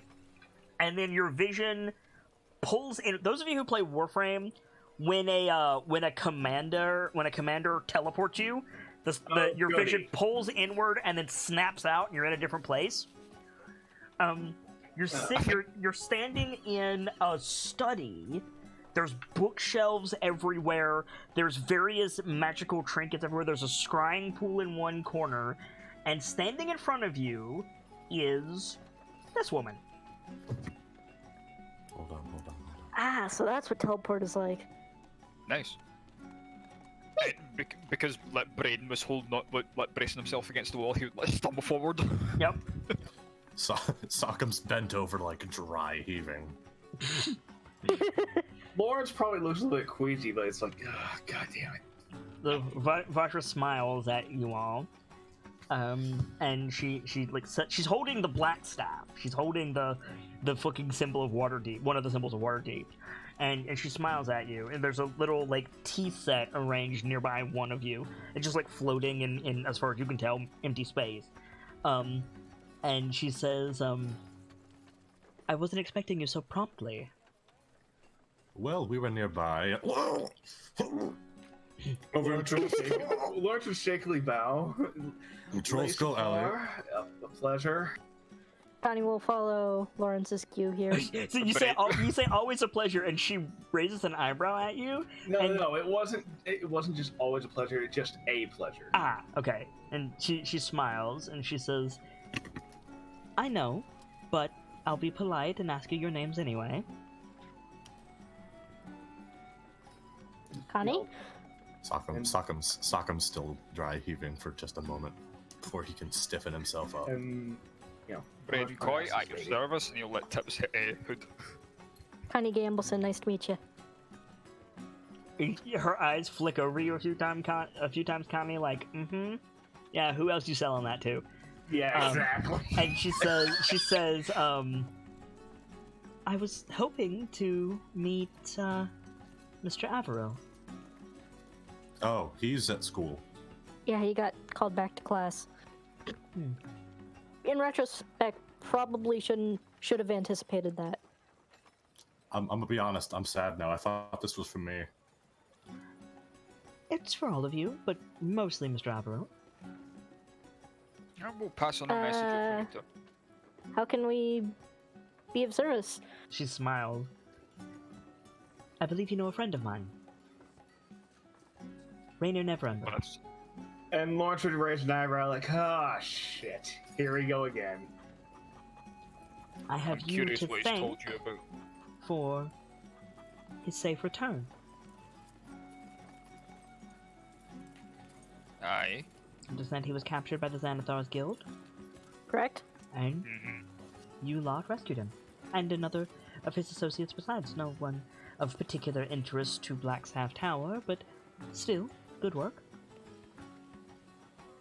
It's I would Thank like, kind of what we Thank you. wind up doing, lady. I would like to say that the Blackstaff has need of such heroes, but that's not quite true. The Blackstaff generally only cares about those arcanistically gifted or those with a desire to be. And she glances at Lawrence when she says that. And Lawrence would just smile real sheepishly, like, "Ah, yes, of course." However, in service to the city of Waterdeep, to the benefactors of Rainier Neverember, and in service to me, in a capacity of Vajra Safar, not so much the Blackstaff, I would offer you a chance to join the Grey Hands. Right, the what? Pardon? And probably only Lawrence would have Make a even history check, Lawrence. I was gonna say, probably maybe even a passing familiarity, and maybe not.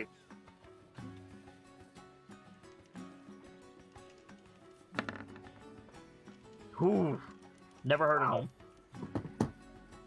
And probably even Lawrence would look confused, like, "Who?" So she Just chuckles. do the Ronin Guardian of the Galaxy. Who? She says, a private security force under my direct command. We, not quite vigilantes, but we help the people of Waterdeep with whatever needs doing.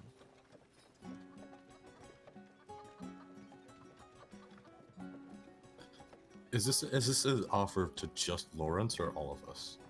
This is mainly to Pierce, but it is to all of you. Lawrence allowed just a long breath of, "Oh." Sockham looks at Connie and goes, "Since he's not here and he's your boyfriend, it's up to you." Until he says until Pierce says otherwise, you know. I'd really rather not speak for him if he is not here. And now she's addressing the big important lady. I appreciate the offer, and I mean no offense, but there's so many factions in Waterdeep, and I'm a little hesitant to get wrapped up in any of them without knowing what they are. The Blackstaff trains future magic users to prevent some unfortunate magical cascades, as well as to ensure the safety and prosperity of the city at large. We have our hands in several pies around the Faerun, really. We help those in need. If you're asking me if we're growing fat off of the hardship of others, I can assure you that, well, perhaps the Zentarum, but certainly not the Blackstaff, and not Force Grey besides, no.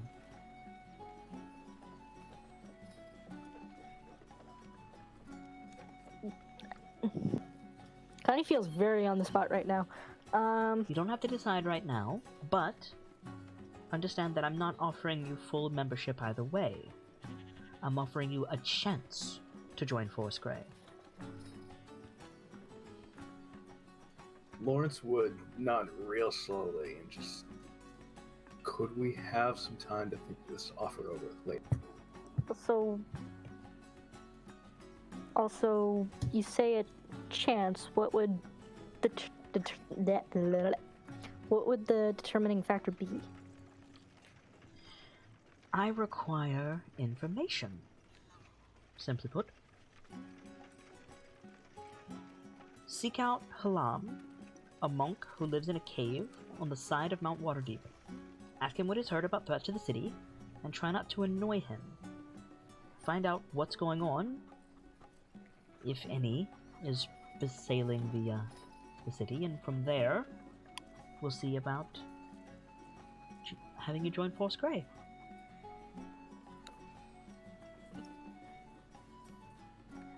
Gophers for the moment, but there's more if you want it. So, piecemeal work, now and again. You would have the ear of Blackstaff Tower. There are lords who would pay for such a privilege. That's definitely something to consider, considering the troubles we've been having. Just to make sure I have it in my notes right, seek out Halam, a monk in a cave outside the city? No, on the side of Mount Waterdeep. On the side of Mount Waterdeep. Yep. And ask him about threats to the city. We should probably wait till Pierce is around before we seriously talk about this. Agreed. I'm assuming the ear of Blackstaff means once we come to a conclusion, you can do the head thingy again. I won't contact you again until you've spoken to Halam.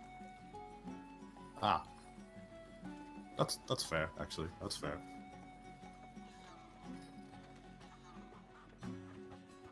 Looks at everyone else. Should we I would wait be willing to till drop Pierce? you somewhere in the city of your choosing, whether or not you accept, since you have to get out of this room somehow.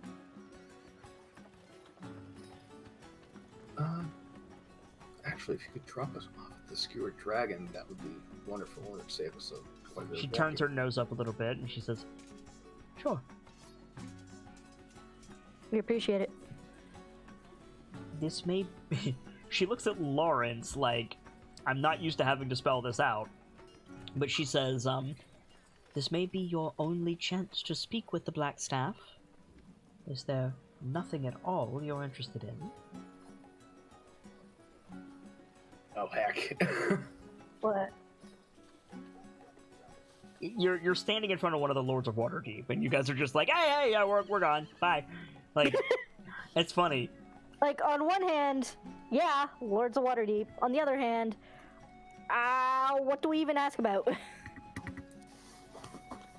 I have a question.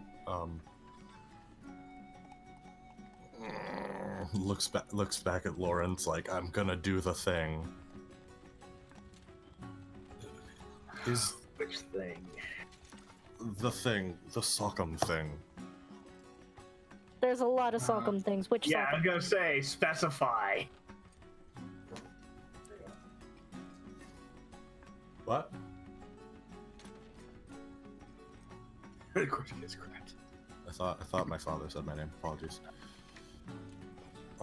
He does this quick little like jazz fingers on one hand and goes the Sockham thing where I don't know when to keep my mouth shut. And turns back to Vajra. Vajra. Vajra. So I said it right, and then tried to correct. Shoot. Anyway, turns to her and goes, "Do you know of anything revolving a?" Snaps his fingers twice, trying to remember the word. The some orb that has to do with Rainier. Wow, Vajra. All right. Oh dear. So Braden realizes what he's talking about and instantly face palms. It's like shit. You see her raise an eyebrow, then the other one, and then she does that like sly grin and like turns her head to the side slightly. Oh shit. And like, I can only attribute this face to Tia Dalma from Pirates of the Caribbean. You know the one I mean. Yeah, exactly. And she The says, Jack Sparrow doesn't know what he wants face. "Yes, exactly that face." She says, Oh, where he gets the jar of death. "Yes." She says, "He told you about that, did he?" Well, no, not him specifically, but we're looking. So into you say clearing his no, name. and she immediately scowls, and Brayden, you see her grip tighten on the staff slightly. Floon told us when we said we wanted to clear his name. Rainier did ask us to look into it, and he looks at Sockham. It's like, shut the fuck up before you get us killed. Make a deception check, Brayden. You have disadvantage because Sockham is talking over you. Deception. Nah, work for me here, Dice. Oh. So I think, like, the smile in her voice goes away, and she's a little bit more curt, and she says, "Who's Floon?" Floon is the friend of Rainier that Rainier was also set out to save. His compatriot that we also happen to save in the process. Right, yes, the one that you said was of no use, no trouble to you. Trouble? She turns away and, like, palms the staff in both hands for a second. I might know something. Prove yourself to Force Grey, and we'll speak again.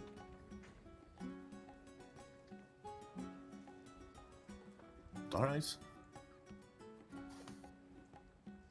Turns back to the others. That was worth a shot. If anyone else has got something, feel free. Lawrence would just. So you turn back to the others. That was worth a shot. You see Vajra hold the staff vertically and thunk it on the ground, and there's a pop, and you're all standing in front of the skewered dragon.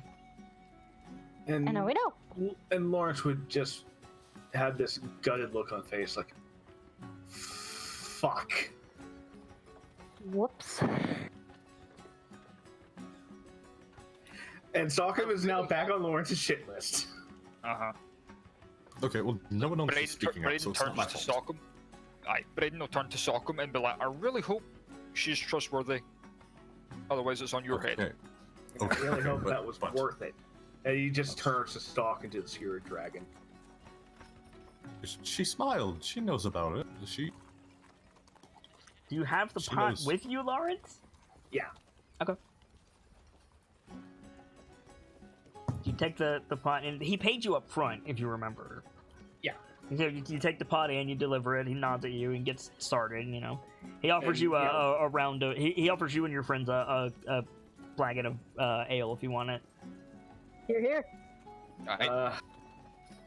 Sure, why not? But you guys are in the Skewer Dragon now. Hi, Brightwind. Bright wind. Bright wind. Hi, you missed a lot. Yes, you did. It would appear that way, yes. We're gonna- Good news, kind of. We went over to the Bent Nail, and it was determined that, you know, we could do the whole upgraded bow kind of thing. Yep. For We gotta cost. find a sapling first. Yeah. Well, things to look into. Also, something about delivering furniture. Yep. What? Yeah. You know, we'll get 10 This gold could- off the price as it. Which he said it was 46, right? Yep. So it'd be 36 total. 36 for a bow upgrade doesn't sound terrible. especially one built for a Goliath. Need something sturdy. True. So, you guys are having a quick beer in the skewered dragon. You see Floon sitting at a table playing cards. Lawrence Blink, would blink. absolutely go over and just sit down with him, just like, Sock him too. Hey, I know you. Yeah, I'll head He over. looks up, dealing out the cards. He deals you both in really quick. I'll sit down too. Deals you in. Greetings, Floon. Greetings, Floon. It's good to see you. My friends! It's good to be seen, good to be out and about. Good to not be, well, with them. Right, right, of course. Feeling better, I hope? A bit, yes. Didn't want to wear too much on Darnan's good graces, you know? I hear that. But what's eating the lot of you? Why such dour faces? and Lawrence will just shoot this glare at Sockham, like, A lot to do, not It's- much time to do it. He A little bit sniffs. of culture shock, among other things. He sniffs. Do I smell pastry? and you know, I almost forgot we had the extra box. Yeah, Brayden has it. Aye, Braden will Shoot, let we hold should've it up, offered look it at to it, her. it's like I had plans for this, but oh well, and like pass it over. Well, just He you can takes it. Sock him. Oh shoot. Okay. He opens it up, looks inside. I don't know what any of this is. It's delicious, is what it is. I dare What did say. you- What It's did they- it's coming What did from- they say that the name of the place was? Quarum? What? The Count place shop. Embrick and Avi are from that they The Steam and Steel. No, the country place. Calamshan. Calamshan. Calamshani food. Kalashite. Kalashite. Master Emperor and Master Avi kind of spoiled us. Ah, that would Understatement of the almost century. certainly upset my stomach. Thank you anyway, and he pushes it back to Brayden. Okay. Sockham really quickly like whips out a piece of cheese that he snagged earlier. Oh Please no! tell me that's not the cheese. Where did you No, get no, no. that? I thought Durnan took away the cheese. Huh? No, it's one of the leftovers.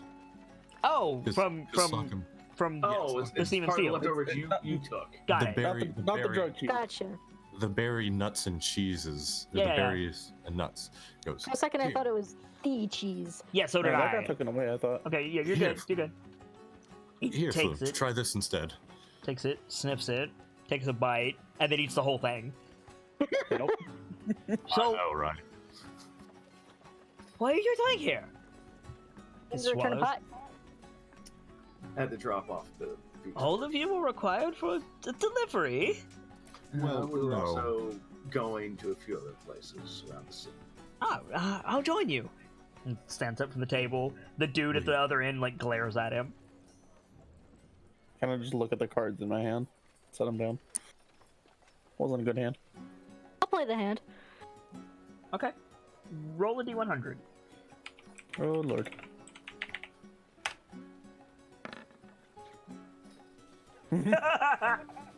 Well, Should I roll as well? Just Sure. see. I want to roll too if I can. all right. Yeah, no. Just I'll- for reference, are we trying to roll high or low? Hi. I'll roll for Floon as well. I suppose. I suppose Braden will join in. Okay. You know, Quick there's round of only, cards before we go. there's only 5 of us. Okay. So yeah, Connie wins. So Connie, you get 8 gold from the table. Nice. And Floon just Yeah. like happily like gets up, leaves his cards on the table, and is like, where are we going? The least I can do is show you around the city. Well, we need to go somewhere to spiff up a bit, I guess. Well, before that, Oh, as you are well. going to the southward, don't you? You're near the And, south you know, ward. Aye. Lawrence will actually glance over at Connie, just like, still want to go? Sure.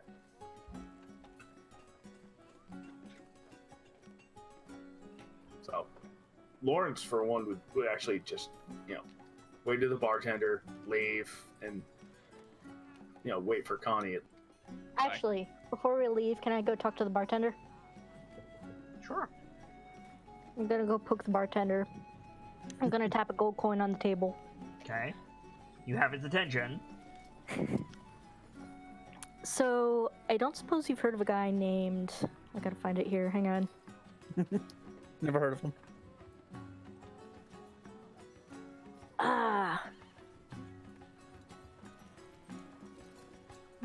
There you are. I don't suppose you've heard of a guy named Ziraj. Ooh.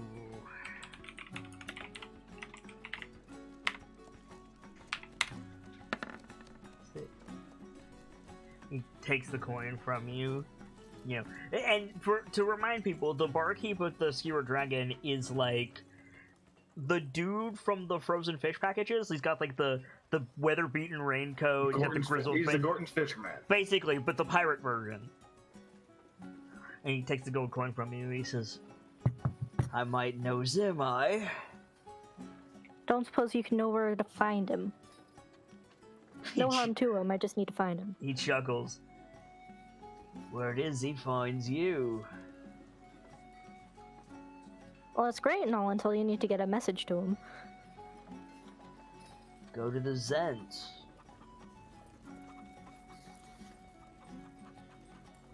Alright, let's pretend I don't know where that is. You see him glance around.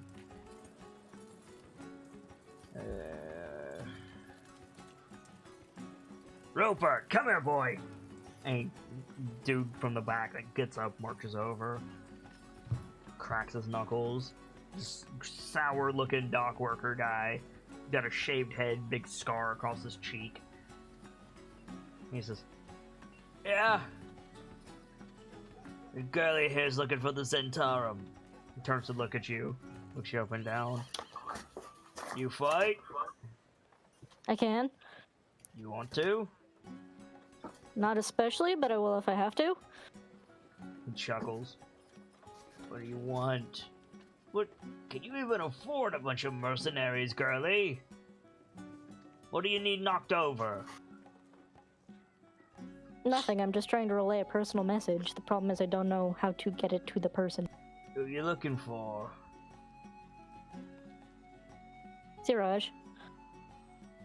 You see him raise both of his, stubby eyebrows.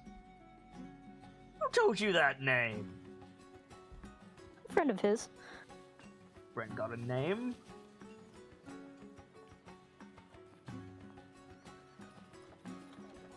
Does it seem like he's gonna be in trouble for, spilling information, or is it just I mean, trying this to guy is a figure out- blue-collar dock worker who rolls with mercenaries. He probably thinks with his fists. Cool.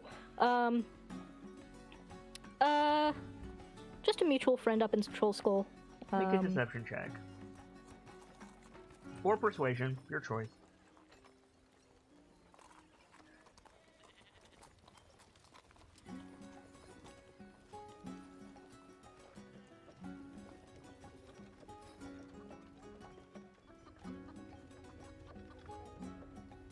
Hello? There it is. Alright. You say Troll Skull, and he blinks a couple times. Right. Can't help you, sorry. Well, thanks anyway. He grunts and...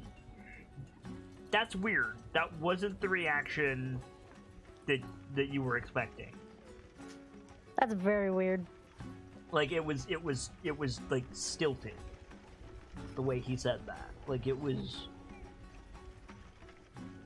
Obvious bullshit. Yes. So yeah, she's gonna say to the bartender, "Does that seem odd to you?" Bartender's got his back to you, cleaning Oh. glass. Cutting up vegetables for stew.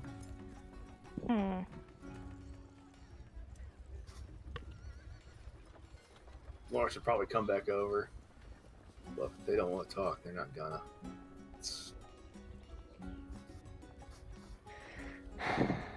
Well, it was worth a shot.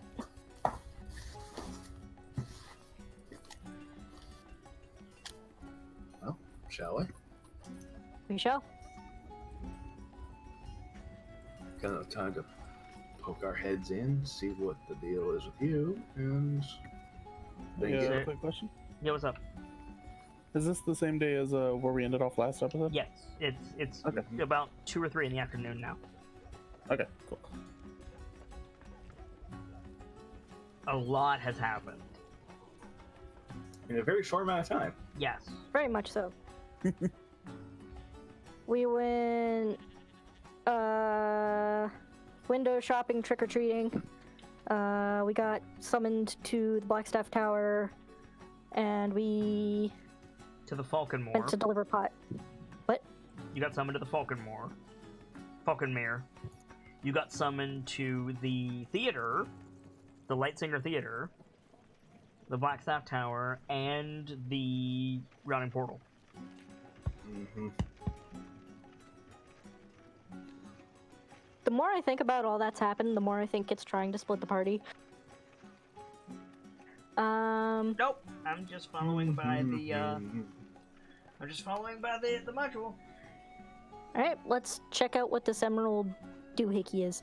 So you make your way to the Falconmore. What's up? If you are going off to the southward, Braden, I'll see you later. I'm going to go do some stuff and see if I can find Zerash. I think Floon says, Well, I'll be your traveling buddy then. I don't think you know the city quite as well as I do. I'll be happy to help you. No offense, Flynn, but you're not exactly discreet. I'll have you know that I am a respected gentleman, and I know when to keep my mouth shut. And he lifts his nose at you. I think the fact you're a respected gentleman means that being around here isn't probably a good idea. I am a regular at this place, and you hear somebody go, "Fuck off, Floon!" It's And the yours like is just, gesture you to know, the like- guy, like case in point. Or just lean over like, Floon, you're liable to get a knife in the ribs if you keep A hanging around here. singular case, I assure you. Aye. Maybe a singular case in here. Besides, you're going to get lost without me. I've been around here before. I think I'll be able to find my way back if I need to. Really? Aye. I have a map if he needs it. I also have a map. I insist. No. Floon, why don't you come with us? Besides, we need a sixth. Where are you going? Well, I would much rather hunt a Zentarum. That sounds fascinating. Well, for one thing, we're not hunting the Zentarum. We're trying to track down one particular person. That sounds Yeah, like asked fun. him. As Yeah, opposed asked to him to find whatever someone else that was you're missing. doing. we're just going See down while to the Flute's Falconmire. talk to everyone else, Brain's just gonna sneak Make a out. stealth check. Nice.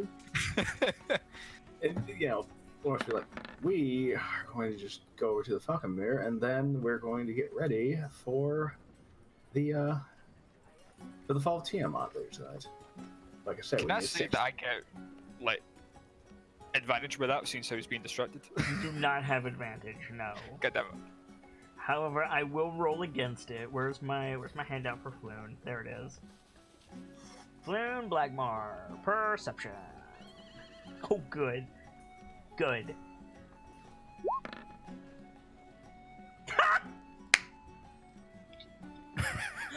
Okay, that is That the was either amazing or terrible, that, and I'm not sure which I was hoping for. it was amazing, I assure you. So Flynn says, you can't just let anyone into the theater.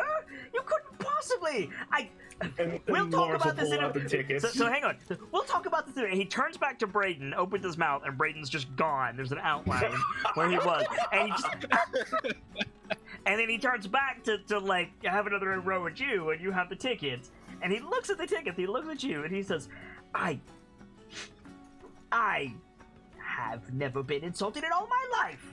You think these, and he takes the ticket from you, forgeries could possibly... Are these box seats?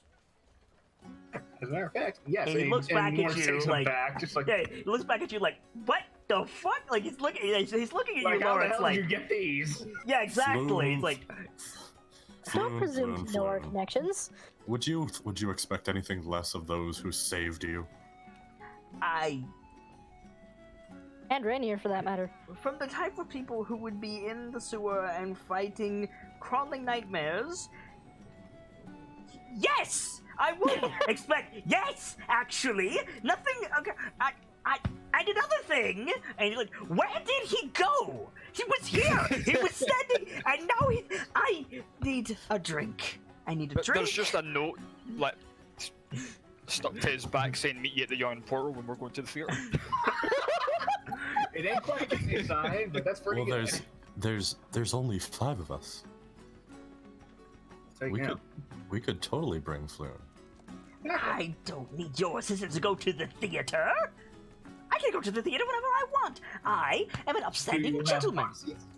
Would you like to meet us at the theater then? So you say, do you have box seats? And he like starts to say something and then closes his mouth. It's literally well, I guess not. I'll have you know that show has been sold out for weeks. Then would you like to join us, Floon? He stops. There's 6 don't- tickets there, and there's only 5 of us. I don't need your charity. Like It's raises not his nose charity. again. It ain't charity, it's an It's- offer. It's an invitation from a friend to a friend. Of course, of course. Very well. I suppose if you need me to introduce you to some people, I could oblige. That would be splendid, Floon. I Alright. will have to go and get my suit pressed. And he like takes one of the tickets from you, Lawrence. I'll see you tonight. And he just like strolls out.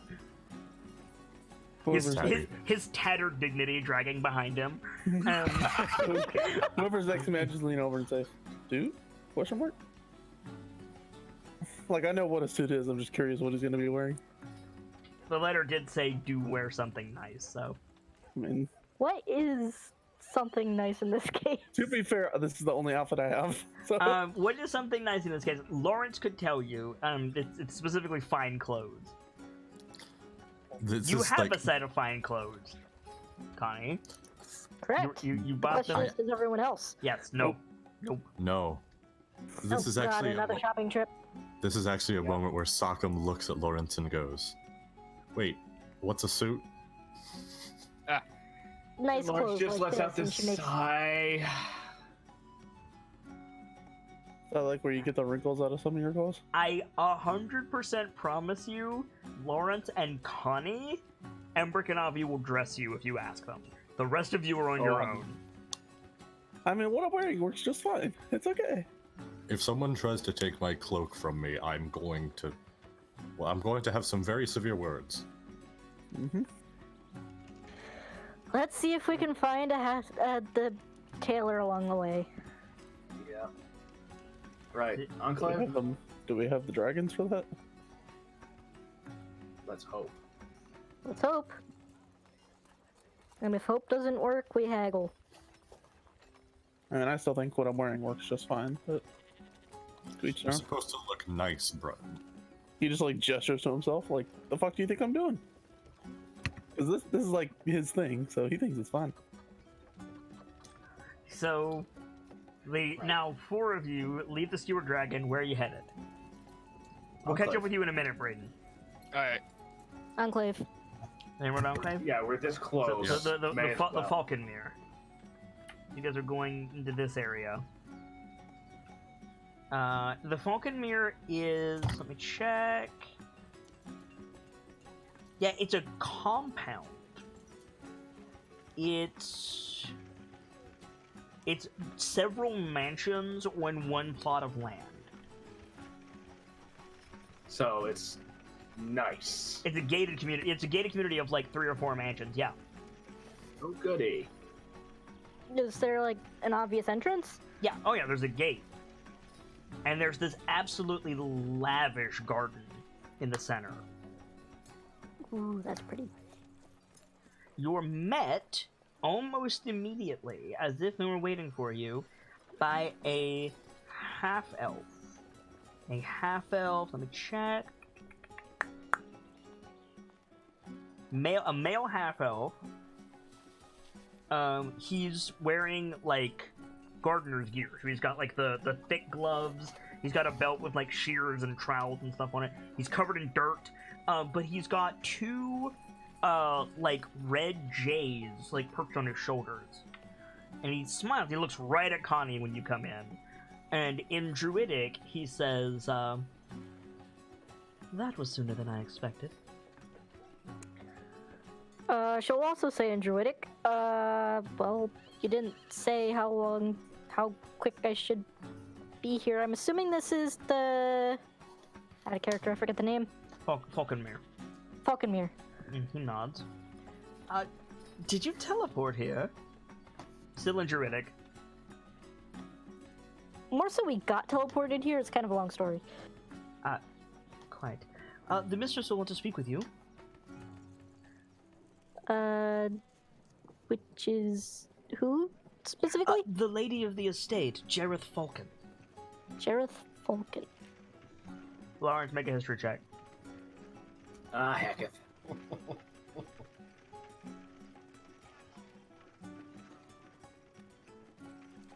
This is fun. Jareth Falcon is dead. And, at that realization, Lawrence was stepping up like, Connie? Yeah? He's dead. What? Falcon's dead. What the hell? Melanor chuckles, and he says, not quite. And at that, Lawrence would look at him like, beg pardon?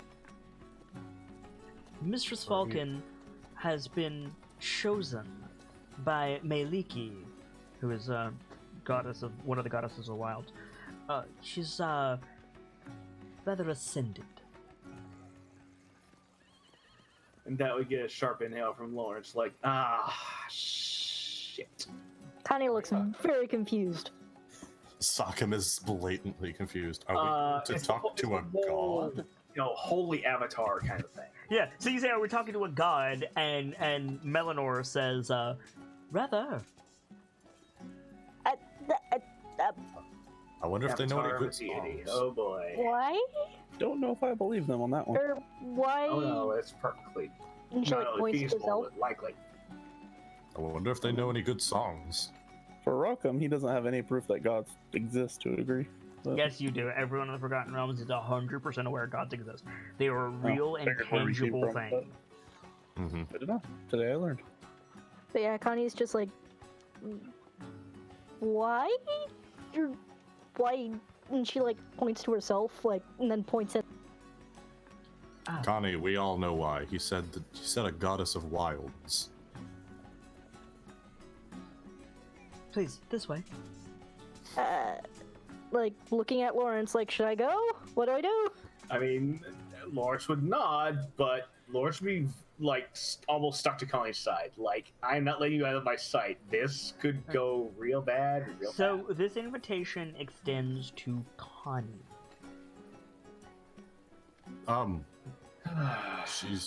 Can her brothers come? Gesturing to everyone there. Stops, turns back.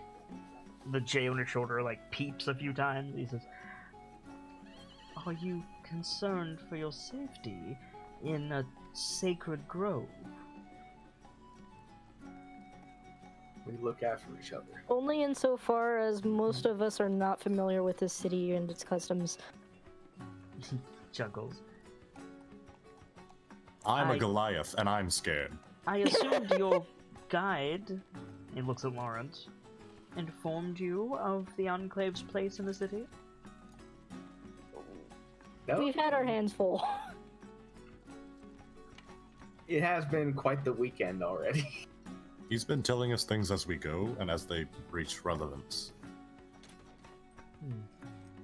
For example, the status of Lady Falcon, you said her name was? Falcon. Falcon. Phaulkon. So not Millennium Falcon. No. He says,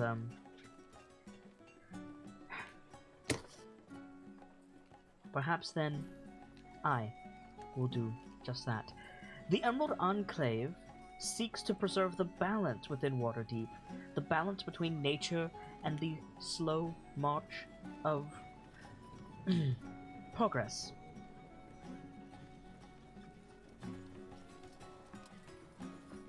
I see.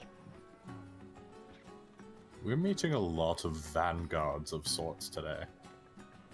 Yes, we are. It is the city of guilds. Are you so surprised? A little, I mean, I'm not gonna talk about that. Good. Well, good. You're making progress. I suppose, and he gestures with his, like, he's not carrying a staff, so he's got the gloves and stuff. He, like, points at Rockham. He says, I suppose that one can come along, providing Caro vouches for him. Look down at Carol. Caro's just panting calmly at your side. Hiding Pat him on the grins. head. Do you want me to confirm, or can you talk to Caro yourself? That's a question. And like the way Carol and I communicate is less through words. It's more of a. I'm not sure how to explain it when it comes to More like, of the a ranger. sense. Yeah. That was pointed more at the butler, Fair enough. Gardner. Gardner. He looks at you like... He called Caro by her name, the name that Rockham gave her. None of you introduced yourselves. That's a fair point. Right. Wait a second. I'll take that as a yes. If you'll follow me. Lead the way. The J's on his shoulder like turn back to watch you as he, walks deeper into this like, seemingly overgrown but well tended, like massive like park garden thing. And when the two of you have been well and truly swallowed by the wilds, you kind of forget that you're in the city for a little bit. And you hear a voice from everywhere. It's like Galadriel during the introduction of Lord of the Rings. It's like that echoing voice from everywhere. You hear a woman's voice say, "I've been waiting for you, Constance."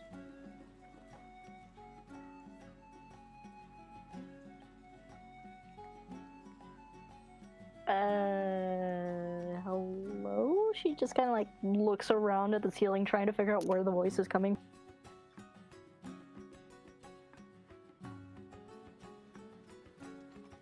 Hello? Sorry, I was looking at that. That exact same copy pasta from earlier just appeared on my chat again and got back. Holy shit. Anyway. That's an aggressive ad campaign. Damn. So you just say hello? That's all you say?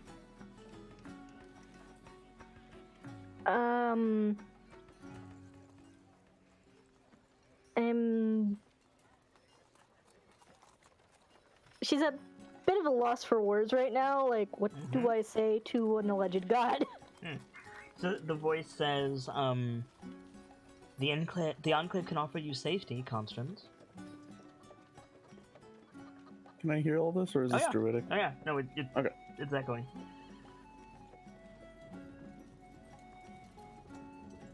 I'm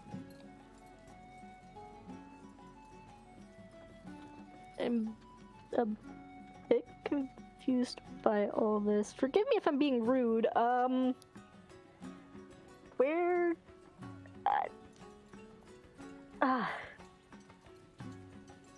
Deep breath. I am everywhere in the Emerald Enclave, if that's what you're asking. Its beating heart and its guiding hand.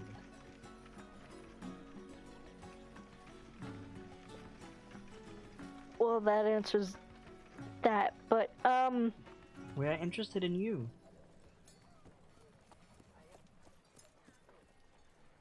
You have skills that we would nourish. And help you. why me? I'm just a twerp from nowhere. Perhaps, but you have what the guild seeks.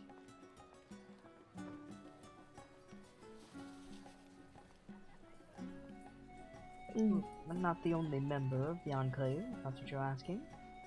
We are numerous. We help one another. We would offer you that help, Constance. What would the Enclave ask of me? Depends on what is needed at the time. We can offer you shelter, safety, coin, training, an inn with various guilds you may want to join or participate in the activities of, and in exchange we would offer you, or we would ask you to extend the service of the guild to those who need it. Does she have the right to leave if she decides to in the future? Of course. Like a Connie, like just a small nod.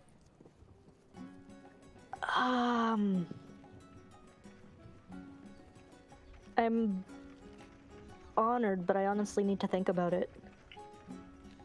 As pleases you. The gate will open to your touch. We're very new to these lands. Still finding our way, so to speak.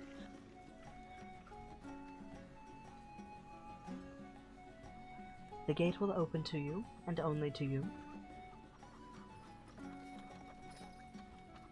Alright. I guess I'll return when I've made my decision. Thank you for the invitation. Okay. Alright. So in more... I guess she's kind of like standing around, like waiting to be dismissed or something. 'cause Yeah, she doesn't Melanor will lead you back to the gate. So in less poetic terms, the Emerald Enclave is basically the Druid Circle Guild. Right. They're rangers and wild keepers, and they're the green mana group, basically. Right. Any of these guys can further the plot, by the way. There's not a wrong choice when it comes to the guild. Right. I think right now Connie's in the mode of, oh no, what's it called? Paralysis by analysis? Yes. Seems to be a lot of that going around. Choice paralysis. Yeah.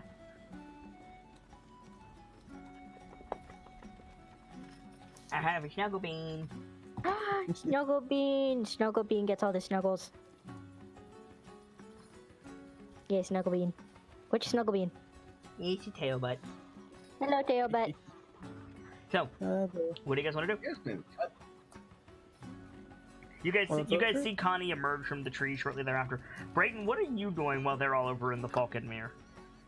I'm trying to find out information for Zerash. Zeraj? Where is he? What's he doing? Where's he hiding? Where can I get a message to him? I mean, they did I'm that. They got him. to break. All right, so you're gonna like grease some palms, try to do it the thieves' way. Aye. Make an investigation check. You don't have advantage or disadvantage. Just make an investigation check.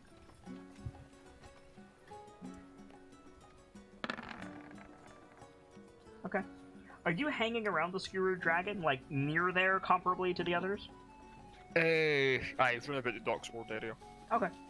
Yeah, so if you keep an eye on the Skewered Dragon, you see the dude that Connie like paid off earlier come out and like adjust his hat and start walking up the way of the dragon. Okay.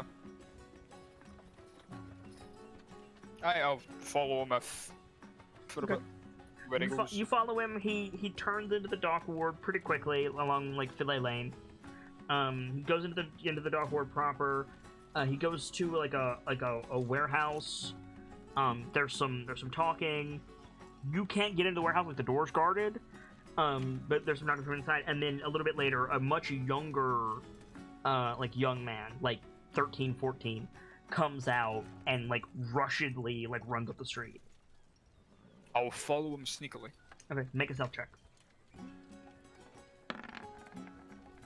You got this, Braden. Okay. So, do I have... I do. Here it is. Cool. What is your perception check, friendo? Oh, not great. Shockingly. Okay.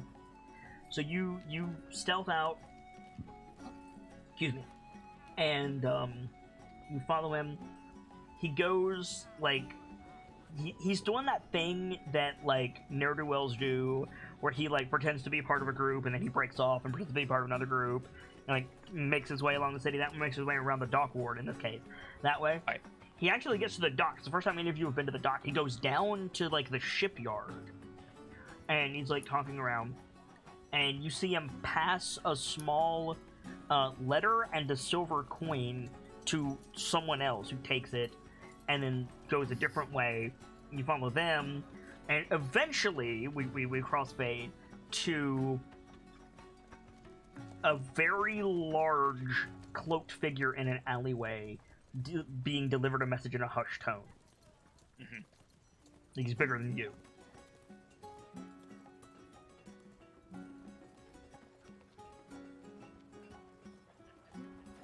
And I'm assuming you're close enough to listen in. You definitely hear the word Troll Skull Alley. Aye.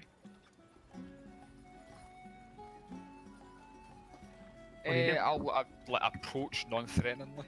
Okay, so you will. Not stealthily, so that I can actually. Okay, so make another stealth check. No, they'll see me coming. I'm trying to make sure you're that not I'm being stealthy. Aye. Okay. In that case, before you can really blink, you're surrounded by 3 Zentarum thugs. Braden will freeze and it'll look at the big cloaked figure. I'm guessing Zerish. Yeah, he's watching you. You weren't far before, and then you made yourself visible, and then you realized that you were marked the whole time. Mm-hmm. And then the big figure like lowers his hood, and it's this huge half-orc dude. I have a picture, but I want to make sure I'm not going to give you guys too much information. Let me see. Can you see this? Yes. Can you see Can you see anything but a picture? Picture, and there's a link for a handout. Okay, cool. Don't click that link. Oh wait, that would just be his picture. Never mind. Yeah, you can click that link. That's fine. Yeah, that's the dude you see. That's Zaraj the Hunter, and he lowers his hood and he looks at you, Brayton, and he looks around, and I think he just like sighs, and he says, "What do I pay you people for?" I'm guessing to kill people like me. And he'll say it like jokingly. What do you want? It was just to deliver a message, and he's like very tense. Like, I'm gonna get stabbed any moment if I even move.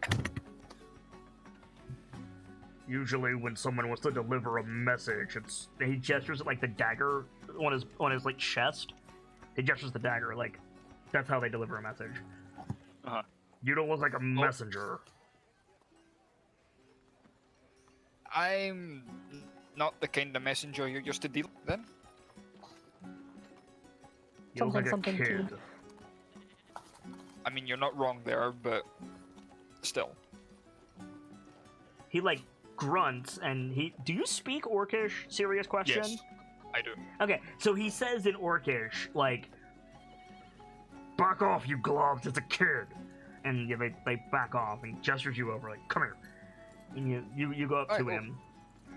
He's got like 4 or 5 inches on you, like he's a big dude. Aye. And he looks you up and down and he says, "You got a name?" Aye, Braden. Nice to meet you, Mr. Hunter. So he just like glares at you. He goes, "First rule in this business, don't give anyone your name." Fair point. He like sticks a stubby finger under your nose. "What's your message?" Shit, what was his name? Fala. Fala said you can come by anytime for tea. It was just something better. Fala asked me to find you and said that you're more than welcome to stop by for tea whenever you need So it. you say Fala and he blinks twice and you see like his cheeks darken slightly.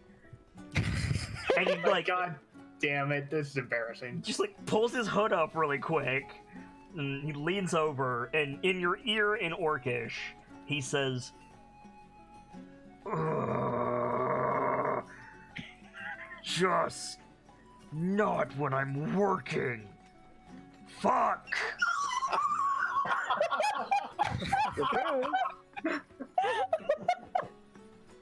Alright, look. Wait. And he raises his voice, and he says, like, this one's under my protection. Anyone has a problem with that, step forward, otherwise get out of here. And you don't see anything happen, but you assume his bodyguards leave. And he says, "You would either make a fantastic or a terrible Zentarum, and I don't know which." I mean, is that mutually exclusive? God damn it. Do you know what I do for a living? Don't answer that question. Braden will go to say something and just hush up because he knows he's going to get slapped if he says it. Nod or shake your head. Do you suspect what I do for a living? He nods. You're probably wrong. It's probably worse than you're thinking. I mean, probably not. Fellas!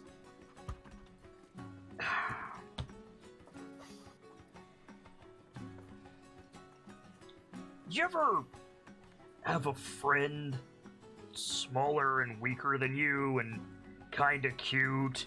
The next thing you know, you're drinking weird leaf water out of a gold cup? The amount of relation right now. Multiple, what's your point? I feel so attacked right now. That is Fala.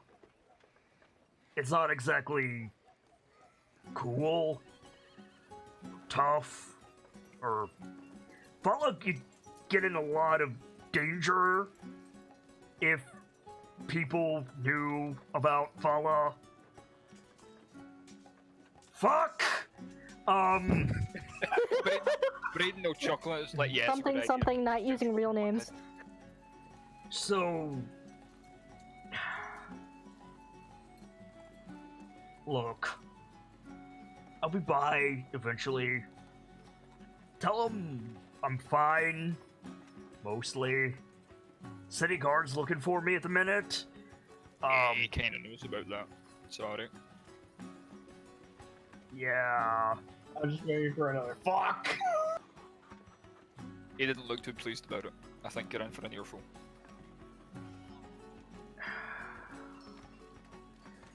This is fun.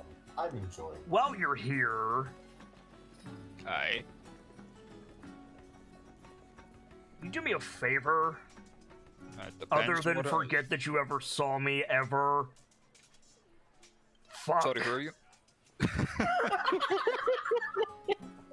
I'm Fred. Nice to meet you, Fred. Fred the Hungry. Fred the Hungry. There we go. Fred the Hungry. I'll pull out the food and hand it to him. You pull out. He stops. Like you hand him the box. He looks at it. He looks at you like, what the fuck? He opens the box. He looks in, and you hear him go, Avi's baklava. Nice. I may be friends with their apprentice.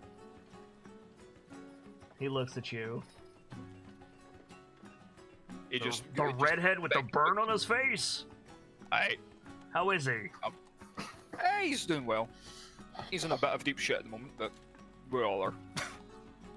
That's Our best the favor that I wanted to ask you about, actually. Go on. Where the fuck is Rainier Neverember? I would also like to know that. We got You him out of a have- jam, then he disappeared, and I don't fucking know. Half the Zentarum is looking for him. Yanger's breathing down my neck. Where the fuck did he go? Okay, I'll be honest with you, the Xanathars are also looking for him. We may have He saved claps from you the on the Xanathars. shoulder a little bit too hard, like, shut the fuck up. And he says, Uh-huh. okay, look. You start talking about the Zants, and I can't keep them off. There's a crossbow pointed at you right now. Stop talking. He like makes the motion to like zip his lips. Raynor got involved with them. Unfortunately, What else do you know? we may have pissed off a tentacle motherfucker. Which one? There's more than one. Yeah, there's more than one. Fuck. You're telling me.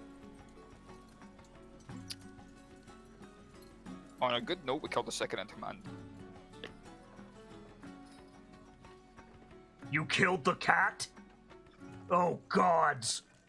No, the orc. What orc? This is news to you then. The second in command. The magic one? The goldfish? No, the magic orc. God, okay. Oh God, I have the worst headache from laughing so hard. Listen. I need to know right now, is that real? Yes, Is there a real- that's everything I just said is lore appropriate. Oh my god. Listen, Oh, this is great. pray Imagine. you didn't kill someone high up in them. Not the cat, not the goldfish, not the parakeet. Just Literal cat or metaphorical cat? no. What orc? Do you have a name? It Literal said I named cat. it. What's up? They... Mind Flayer did say a name, didn't they? Yes, Aye. he did. What was He it? said, I don't remember his name. He said Grumshar. Aye, oh, That's let the one. repeat that, Grumshar. He starts laughing. He starts belly laughing and like holding his eyes. Like, Grumshar, second in command of the Zans. Ah! I didn't say second in command. Yes, you did. I said, what? That's... You said second, Second in in command. command to the noodle face. Aye, I said second in command to the tentacle folk. No, but he said, wait, which tentacle fuck? Oh, they... He assumes you meant Xanathar. Because Xanathar's a tentacle Oh. fuck. No, okay. I should probably clarify. It was the Mind Flayer? Which Just one? gesture, just gesture. Whatever.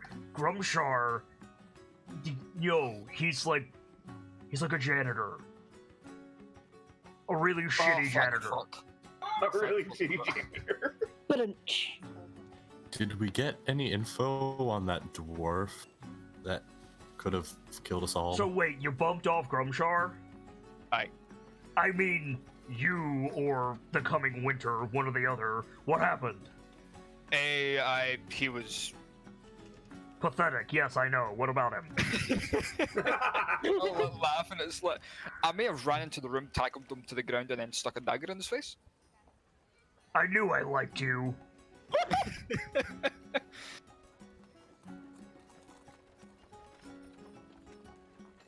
Why? And then... Go ahead. He just says why. He had hold of one of Rainier's friends. We were getting him back. We succeeded. How the fuck? Like, who was it? Mert? Fucking No, it wasn't. Fucking Mark. Vajra? No. Who the Someone- fuck did Grumshar manage to get a hold of? Floon. Who the Thinking fuck it is was Rainier. Floon? Exactly. Exactly. They thought the dumbass was Rainier. What? Yeah. They had one of Rainier's friends who is inconsequential in every way because they thought it was Rainier. So he's dumb and blind. Yes. Awesome. And now he's dead. And also That's- now dead. So you killed him. Why Aye. were you there in the first place? Rainier asked us to get his friend out of the sewers, so we did. They had him in the sewers! Ah! Aye. He starts laughing again. Oh. Yagra. You didn't tell Yagra any of this, right? I get to tell Yagra this stuff. Please tell me I get to tell Yagra this stuff. we get to tell you about this stuff. This is incredible. Listen, I need to pay you because you killed Grumshar because he found some wino on the street that looks vaguely like Rainier damn Neverember. Yep. Oh my god. It's as ridiculous as it sounds, and it was also very funny. You know what? What? I shouldn't do this. But I'm gonna give you half price on a contract because you entertained me. Well, shit. What does any of this have to do with follow, by the way? Nothing as far as I can tell. Right. There is a connection, but it's a very long-winded one. So, Grumshar had this balloon. Aye. Thought it was Rainier. Where's Rainier? He skipped town. He's off. Oh, good. He Where? knows already. Where he went, I couldn't tell you. Trust me, you don't want to know. I know what's after him. Oh, that doesn't sound good. No, it's not. I mean, from the sounds of it, if Xanathar's after him, then that's not a good idea. What did I just say?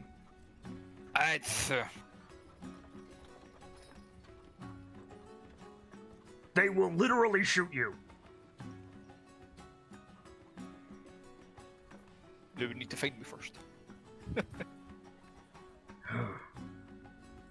Right. They don't need a reason, but do you happen to know why they were looking for Rainier?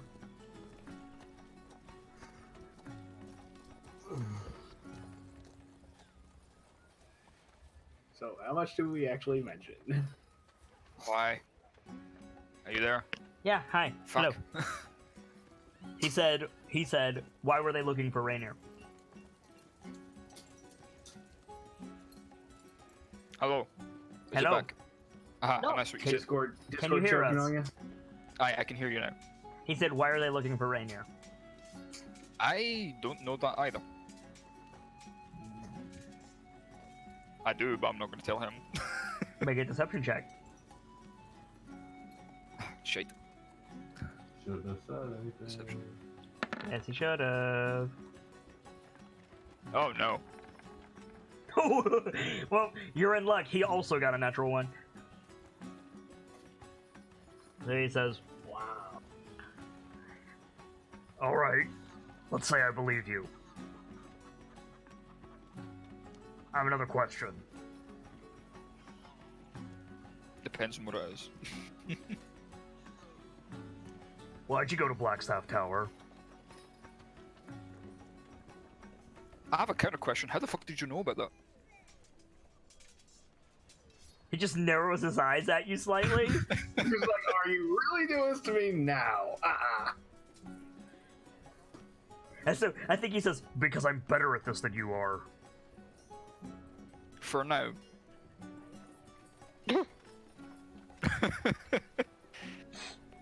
So?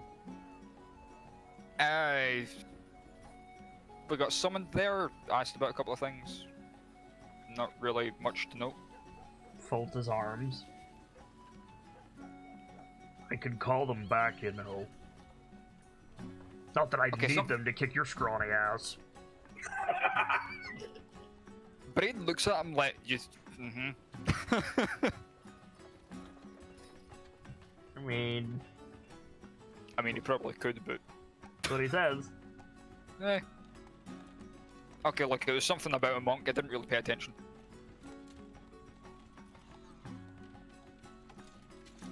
You got a wizard with you?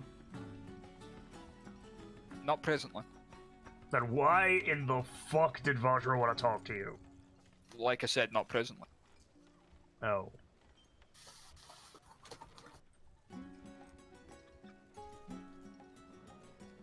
Right. Look, you want me to find Rainier before anyone else.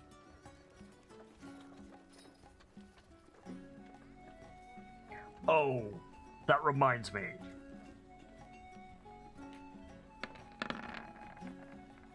What's your armor class? Oh no. What's your armor class? Armor class is 15.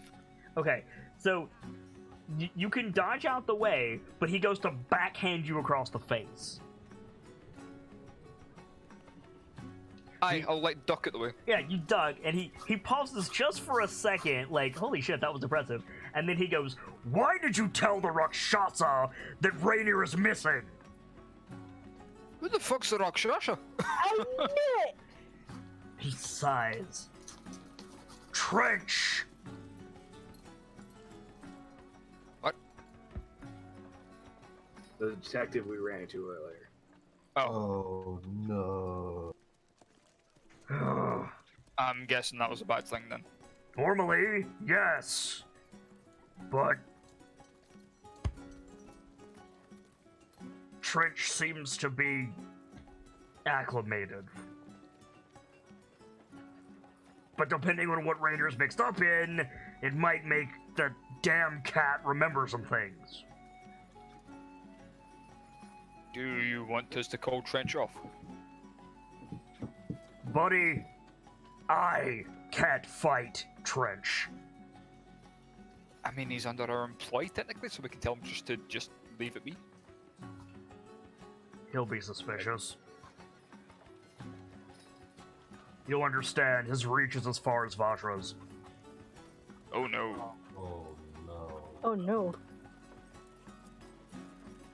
It's not as bad as if you had told, like, oh, I don't know, the fucking intellect devourer in the yawning portal, but The other one. yeah, but he says, but he's an unknown factor, and a powerful one. By the way, don't tell him you know that he's a Rakshasa who'll eat you.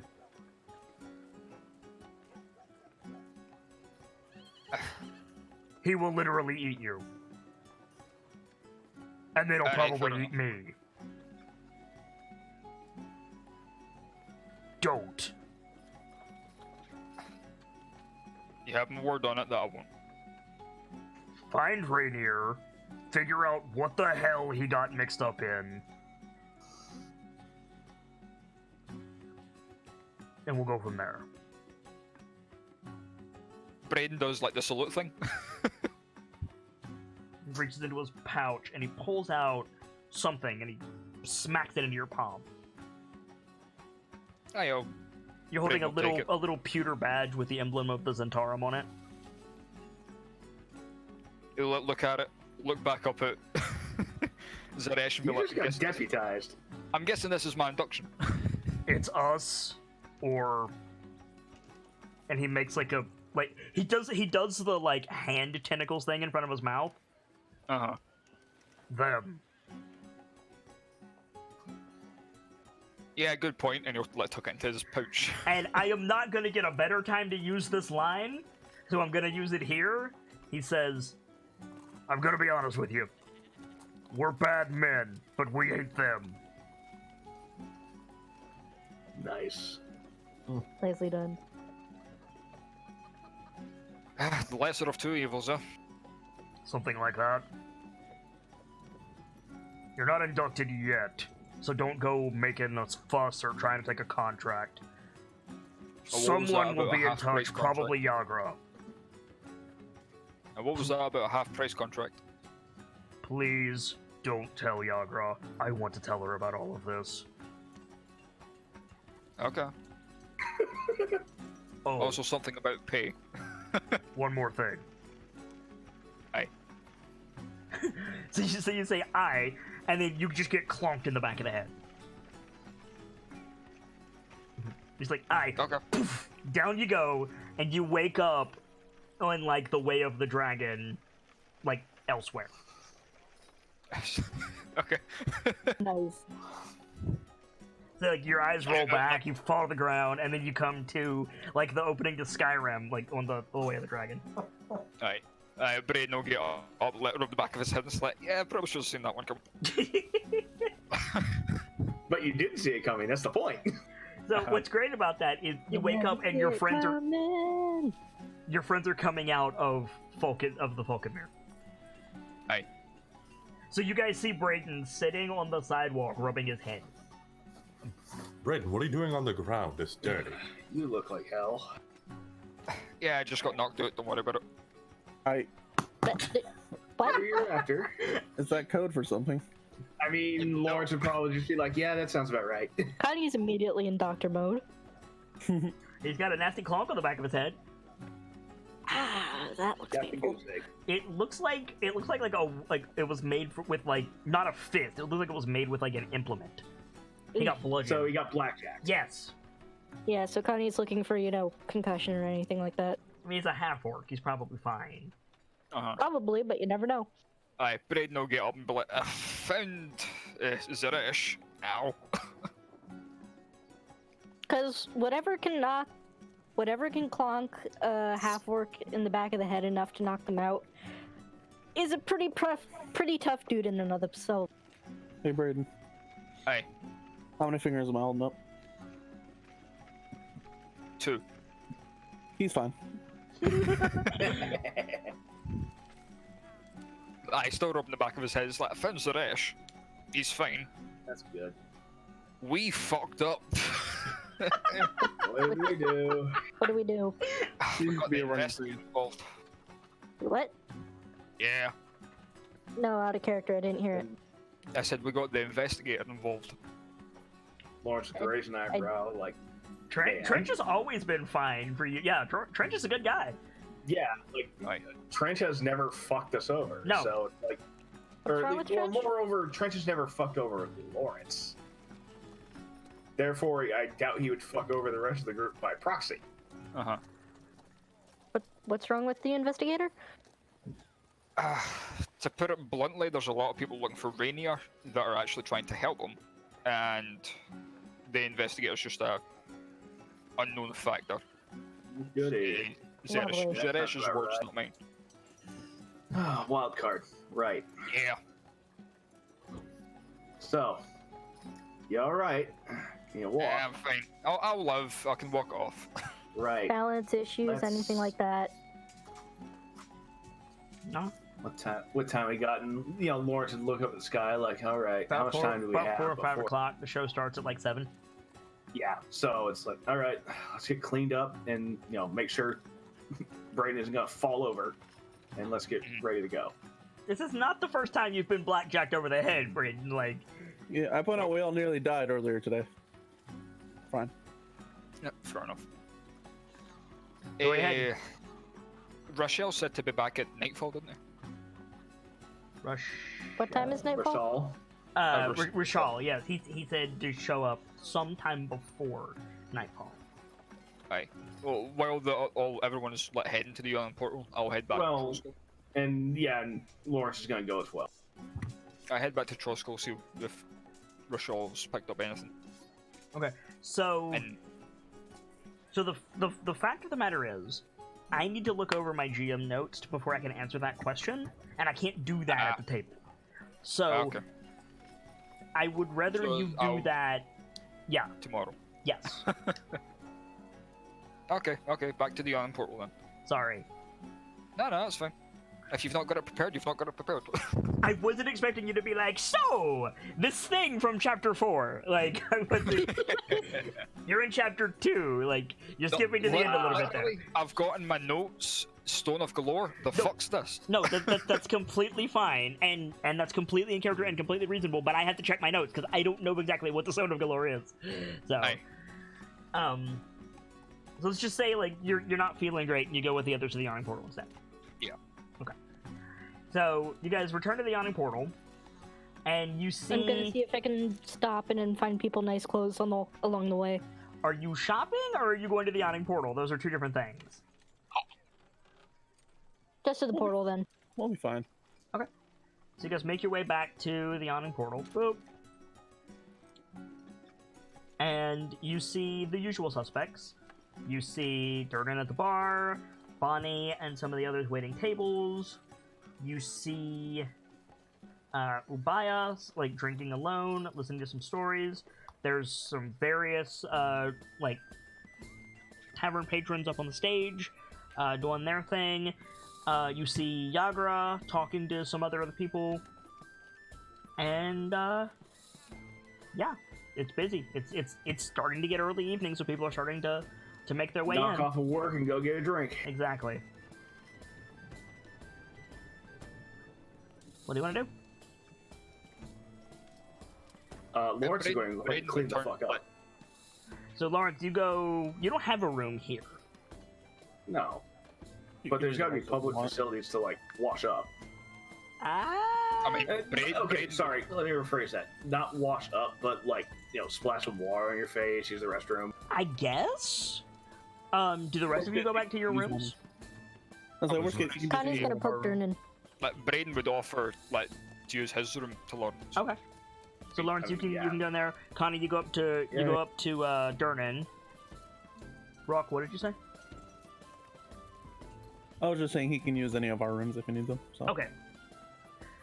So Connie, we'll catch up with everybody going to their rooms in a second because Connie's going up to Durnan. Durnan is slinging drinks as he's wont to do.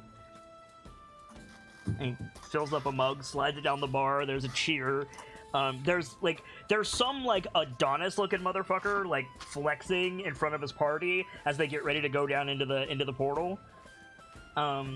He turns to you, Connie, and he says, "Yeah." I was hoping you could tell me something about the different factions of Waterdeep. How much time Like you got the cross eye. What? How much time you got? Well, there's a thing to go to at 7, I think the time was, but 7? What the fuck? Are you going to the theater or something? it's funny you should mention that. But,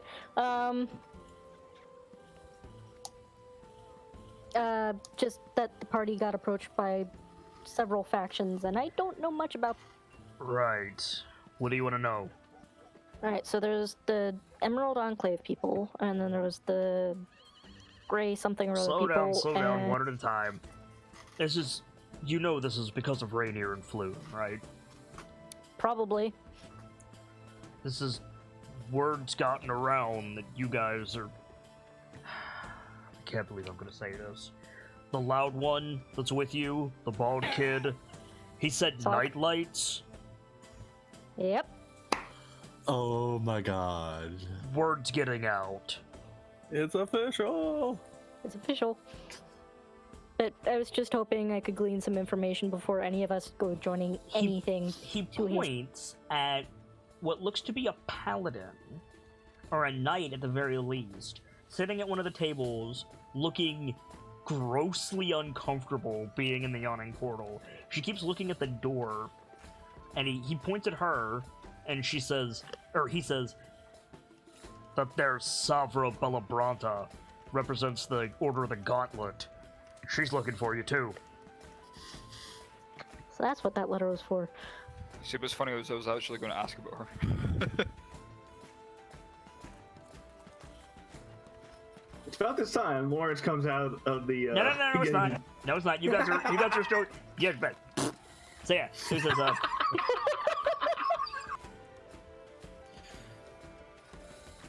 Not too keen on joining them, I'll admit. I can tell you, pretty much anybody's gonna have your back. They look after their own. Depends on what you want. You want to get rich? You want to take over the city? You want to help people?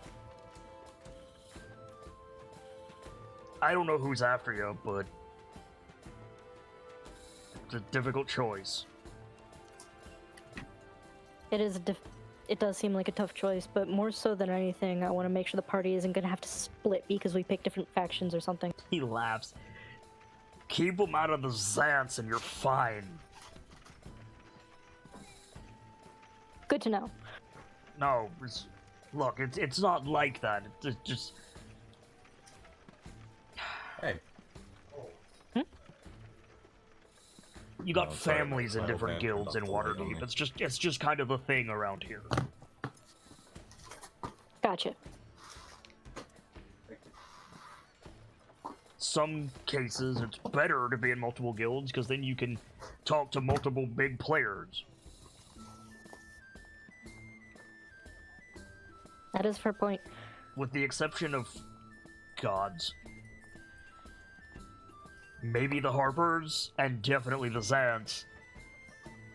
It's a good thing. Mostly you just don't advertise who you're with. What are the Harpers? The worst kept secret in Waterdeep. Technically, they're a guild of spies and information brokers. Outwardly, watch this. He turns away from you slightly. He goes, "Got a message for a Harper?" And like 16 people stand up. And he just gestures Nice. like, "See?" Noted. And somebody in the back goes, "Some spies you are!"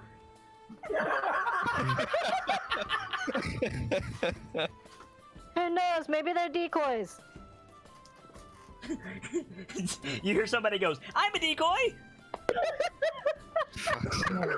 Not anymore, you ain't. Turner just puts a hand to his face. You see the problem. Yeah, I see it. Thanks for the heads up. Don't get me wrong, the higher up in the Harpers are great. I think they do this on purpose. I'm pretty sure they do this on purpose. A little, obfuscating incompetence. Something like that. Either that or they don't give a shit. A little bit of both. But yeah, I appreciate the info. And she'll tip the guy. What do you want? Like, who are you after? He takes your coin, but yeah.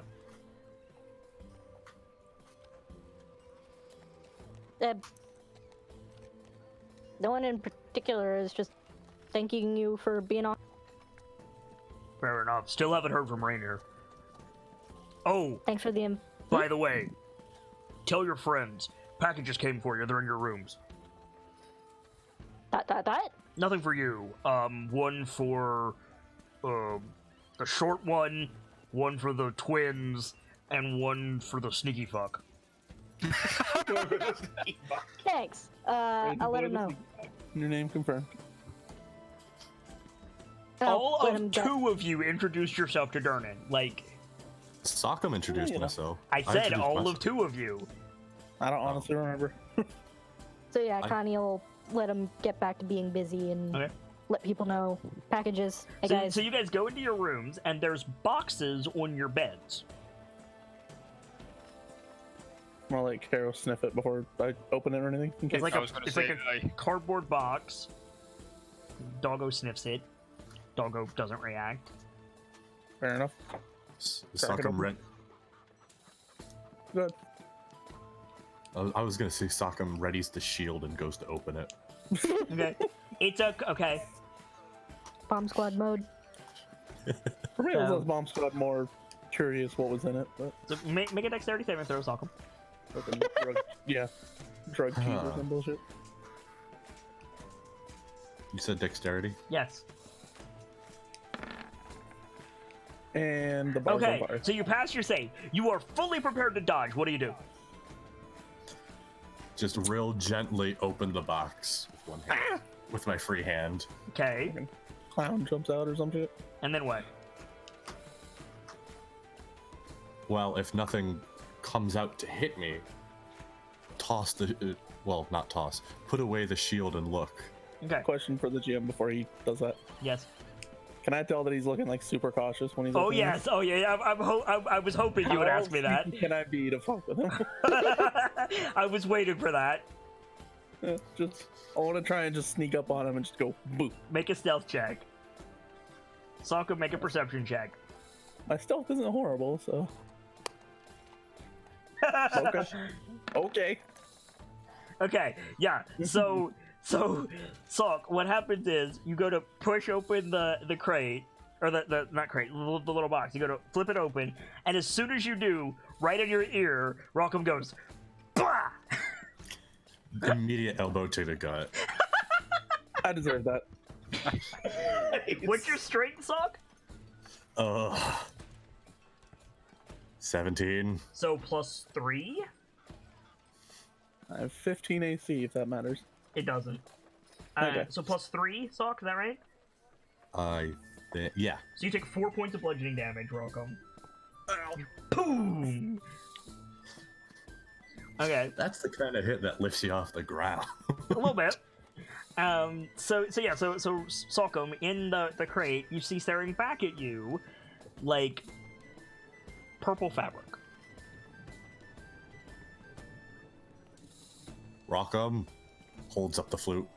I'm not touching anything purple. You Different shade first. of purple. He doesn't care.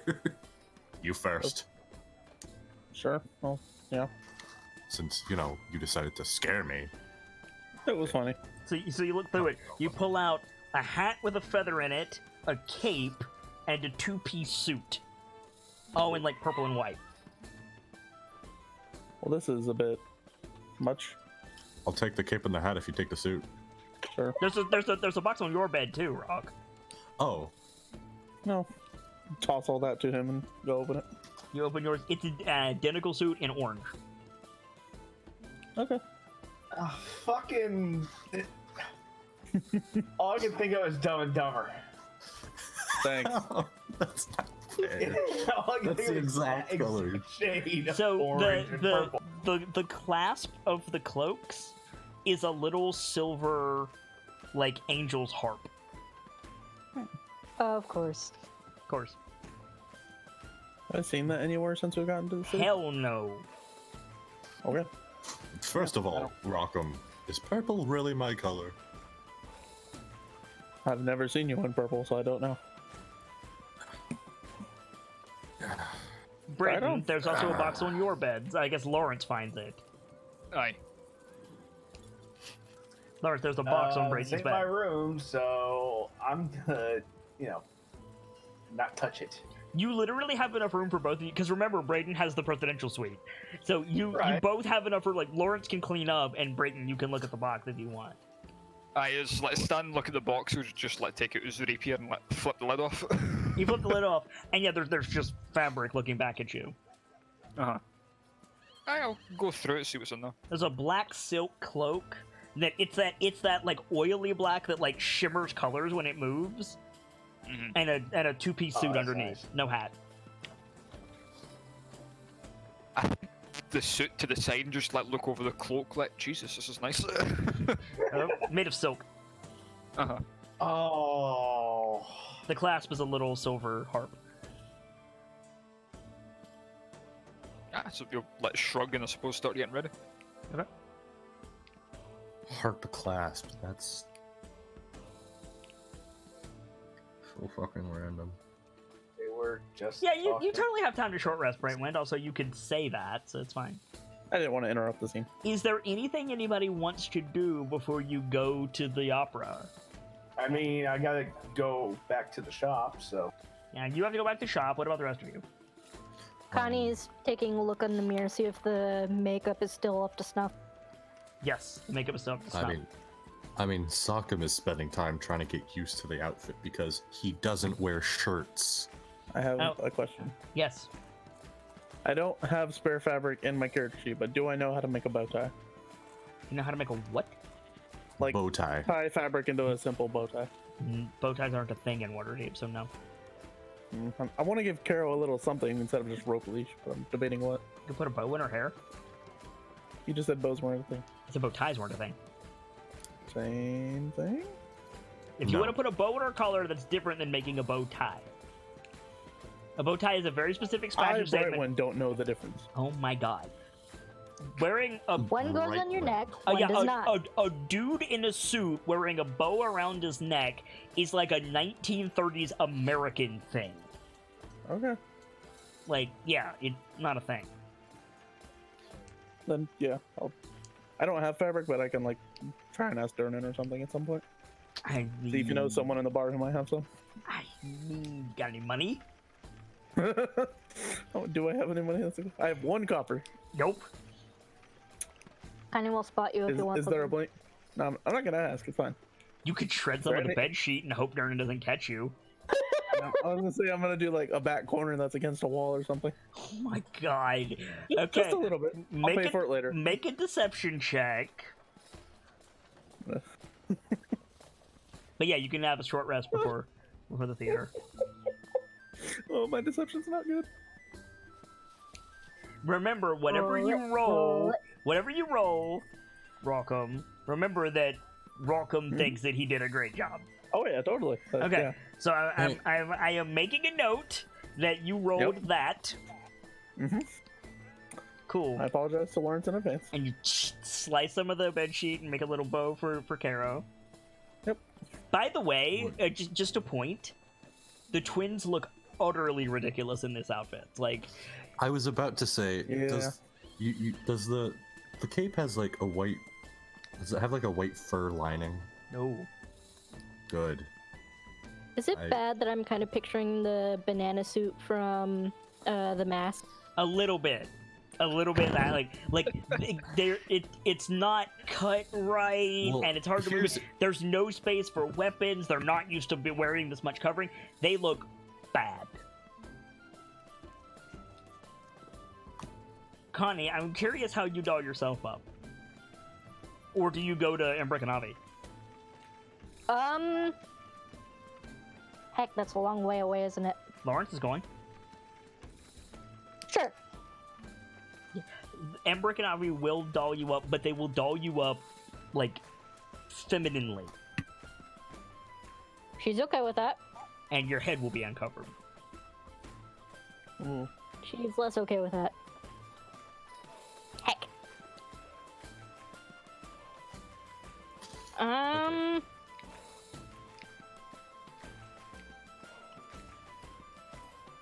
Heck. I mean, I guess if it's uncovered, she can just cover it later, can't she? Mess your hair up. True. Just bring a comb, it'll be fine. Or a brush, whatever.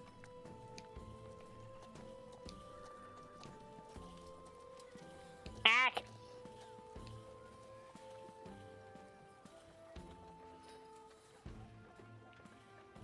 I guess she'd probably go not thinking about it messing her hair up.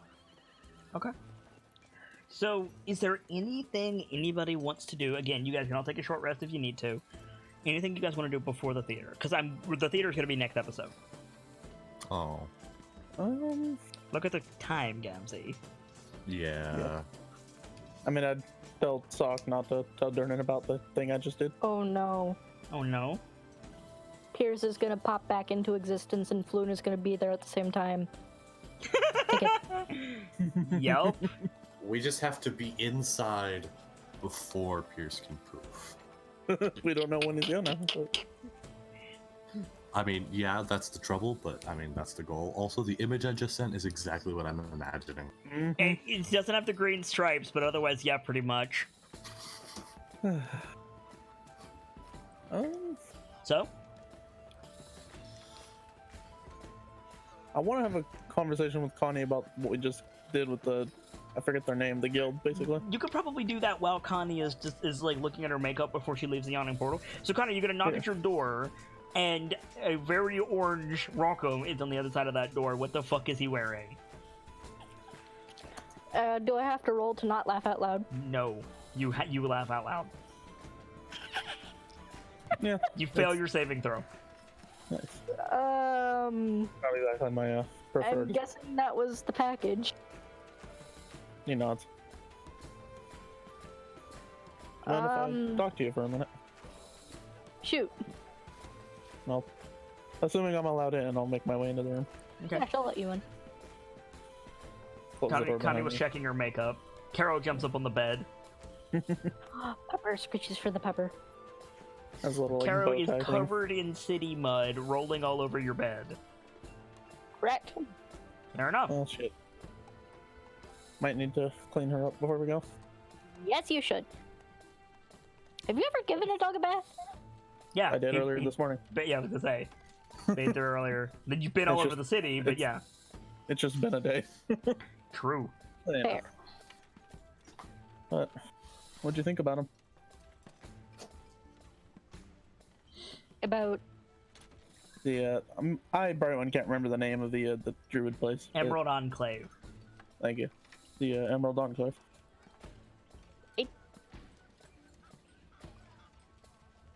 it's hard to put my finger on. It seems I mean, it's a big weird, place. and not just because of the voice from nowhere thing. I figured that was just a thing that druids did. Yeah, no, that's weird. I guess I learned that today. I just wanted to check in with you and see where your head was at, I suppose. Like, there's all these different people who want different things from us. And I'm not sure how the factions align, so to speak. Frankly, Like- neither am I. Just seems a bit... Vernon said you should be good so long as you don't join the... I couldn't hear you clearly, Kit. Did you say the Zens or the Zans? He said Zants. Zans, okay. So long as we don't join the Zans or maybe the Harpers, we should be okay.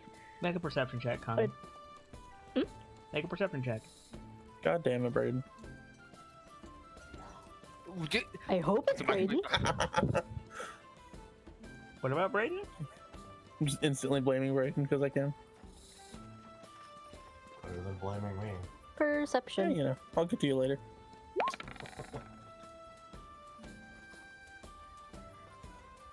You say, or possibly the Harpers, and then you see the harp that's clasping Rockham's cloak. ...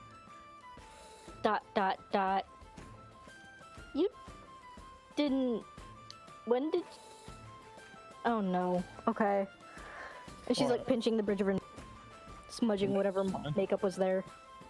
Not as fine anymore, but it'll do. Was there a harp on his too? Whose? Sockham? If you mean mine, then yes, there is. Yeah. Yeah, there's a harp on all three of the boys' cloaks. Well, now we know what's his name wants.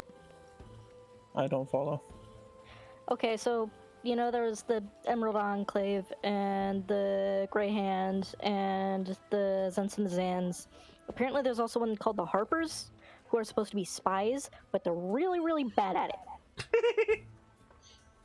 He looks down at the little, like, clasp.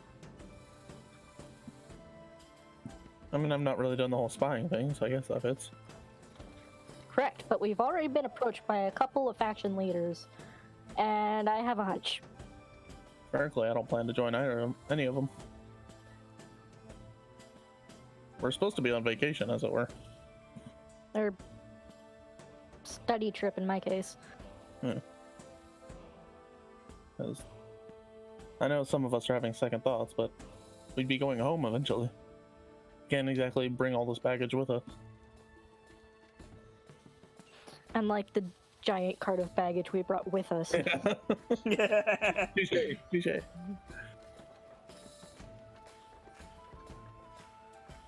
Are you thinking of staying as well?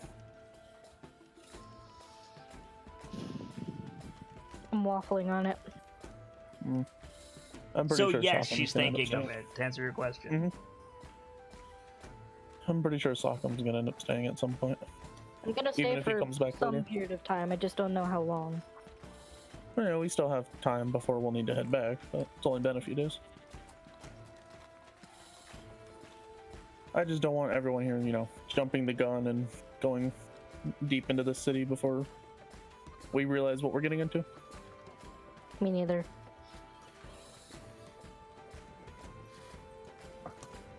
Should always find out how many wolves there are before going into the den.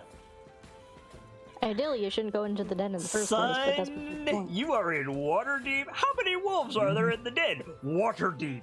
Waterdeep. Like, One might say we're deep in it. yeah. One could say we're in too deep. One there you go. would say you're into Waterdeep. Roll Yes, credits. indeed. Yep, pretty much. Cue the ding. It's like in a movie where they say the name of the movie. It's Mm-hmm. like, okay, roll credits. They did the thing. Yeah, So, obligation fulfilled. But no, I think you're done. You want some help with that, and I think Connie's gonna try and write the hat and make sure everything's on. Sure. it's not tailored to fit in. Like, it's gonna have to do. Yeah. You want some help with? And he kind of gestures to your face. Not realizing how rude that would be otherwise. You want some help with the tiefling problem you got going on? Not that I've ever used makeup before, so this will be interesting. But... There's a time for practicing that, and I don't think this is one of those times. How hard can it be? I don't know. Avi was saying something about blending and wings, and I still can't figure out where the wings are on my face, but they're above your ears. They're slanted sideways. There you go. Well, get it? Because you have horns? Get it? yeah. oh. I'm gonna go make sure the others are, not being killed or something. I don't know. They're probably ready by now. What time is it by this point? Like, you got a couple hours before the show, but you gotta walk to the theater, so. We need to get. I gotta go give Pharaoh another bath. Which I should probably take the suit off for another. Anybody else want to do a scene before we wrap up? I had something I wanted to. Okay. So first, I gotta ask. Presty says I can make a color on something. Yes. Could I do that to my entire suit? No. Okay. What if you fold it up first? No. Aw. Folding something up does not change the amount of material there is. It decreases the surface area, but not the total amount of matter. My thinking was it affects a certain area, right? If it's stretched out, that area is still there. That area still exists. Like, it's just scrunched. And also, you don't want to fold up silk. Right.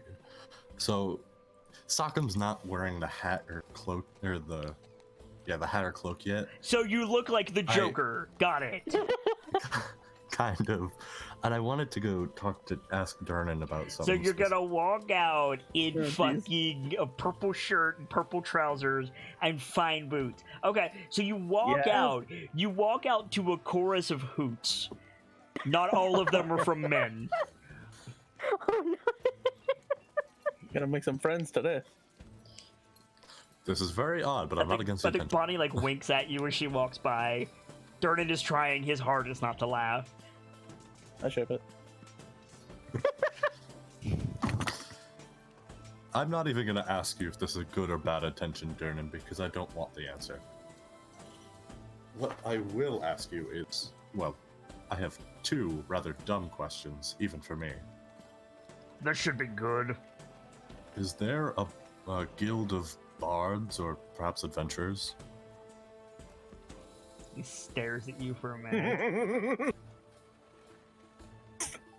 Sorry. Preferably bards. The guild of collected artists and bards and musicians in the city is called the Harpers.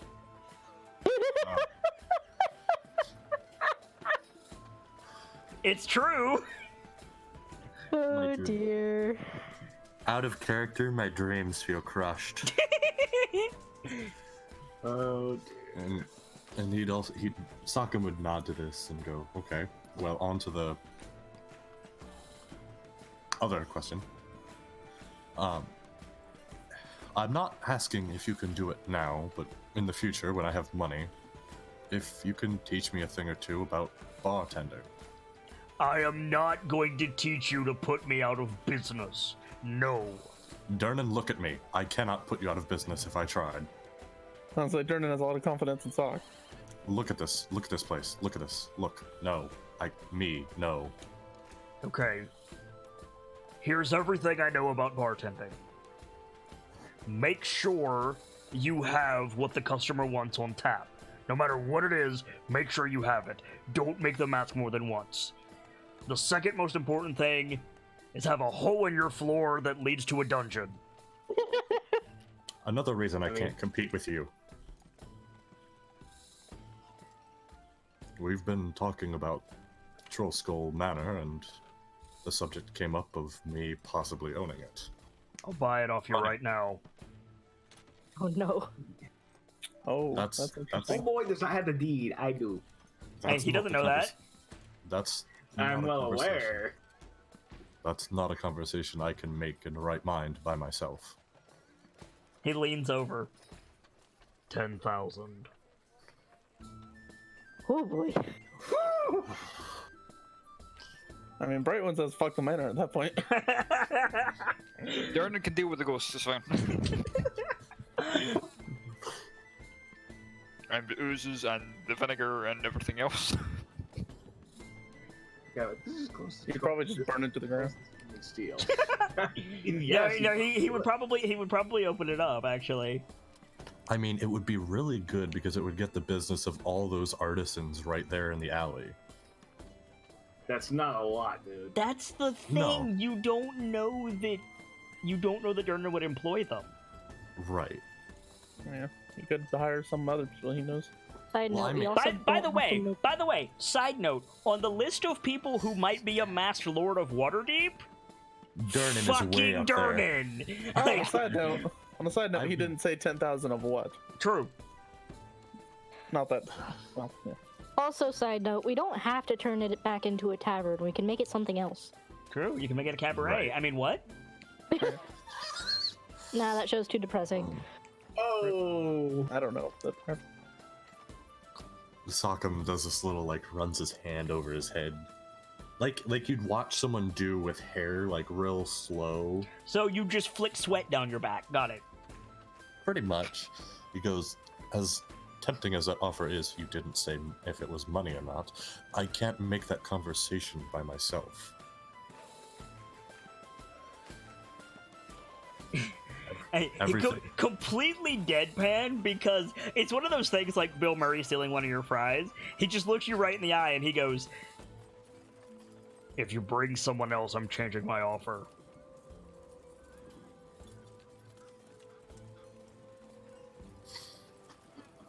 So I think that's a little telling.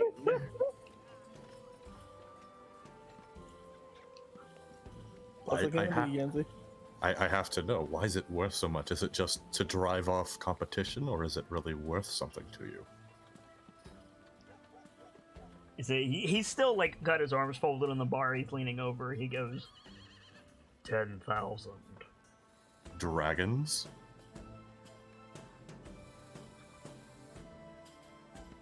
I wasn't going to give you puppies, but if you're asking. Darren, if there's anything I've learned from you and these other colorful characters of Waterdeep, it's always be sure of the offers you're getting. You're learning, boy, I'll give you that. He, like, sets the flute on the table. I stole this. I don't remember doing it, but I did. We still paid for it. Don't get the wrong idea. So anyway,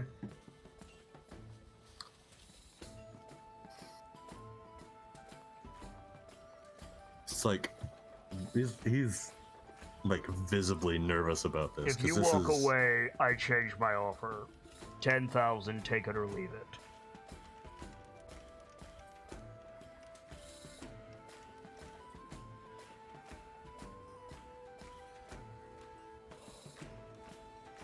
You drive a very hard bargain, Dernan, but I have to say no.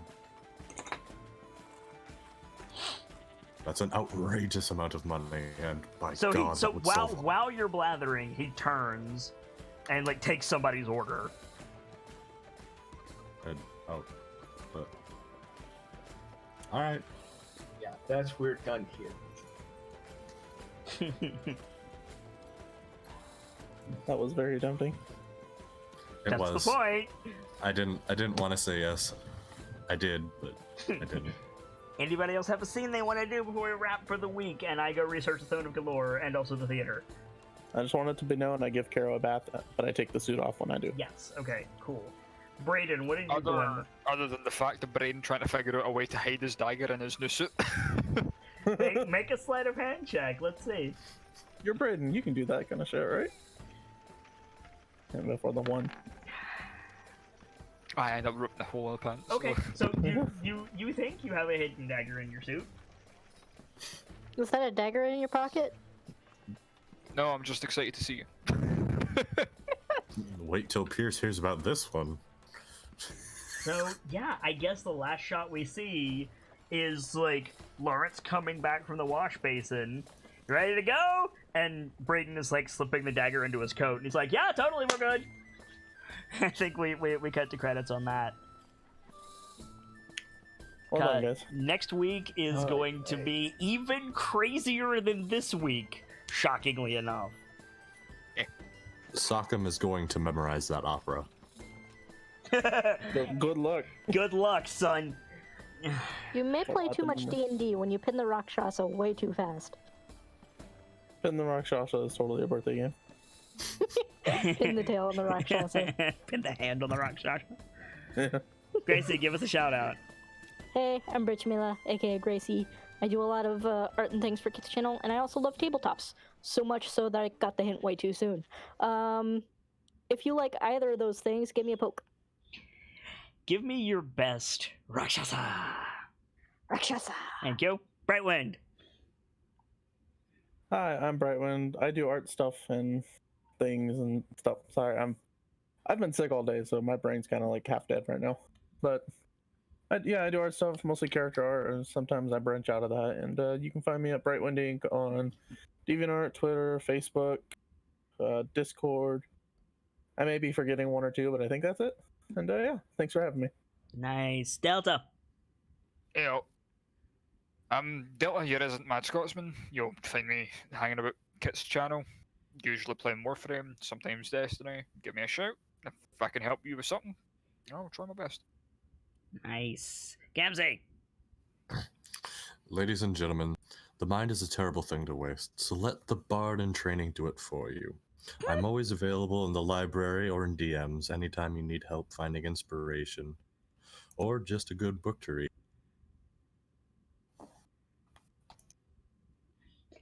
Well done, Gamzee. You practiced that. I Trisker. didn't. Hey guys, Trisker here. You know, I mod for Kit, and I also knit, and I stream stuff. So if you need to relax, feel free to come find me. I'm always around. Take it easy. And for my part, as ever, I am the Sharp-Eyed Kitsune, the teller of tales and the weaver of mysteries, the masked bard. This is a channel that's devoted to lore and storytelling, world-building, role-playing, and discussions of those things.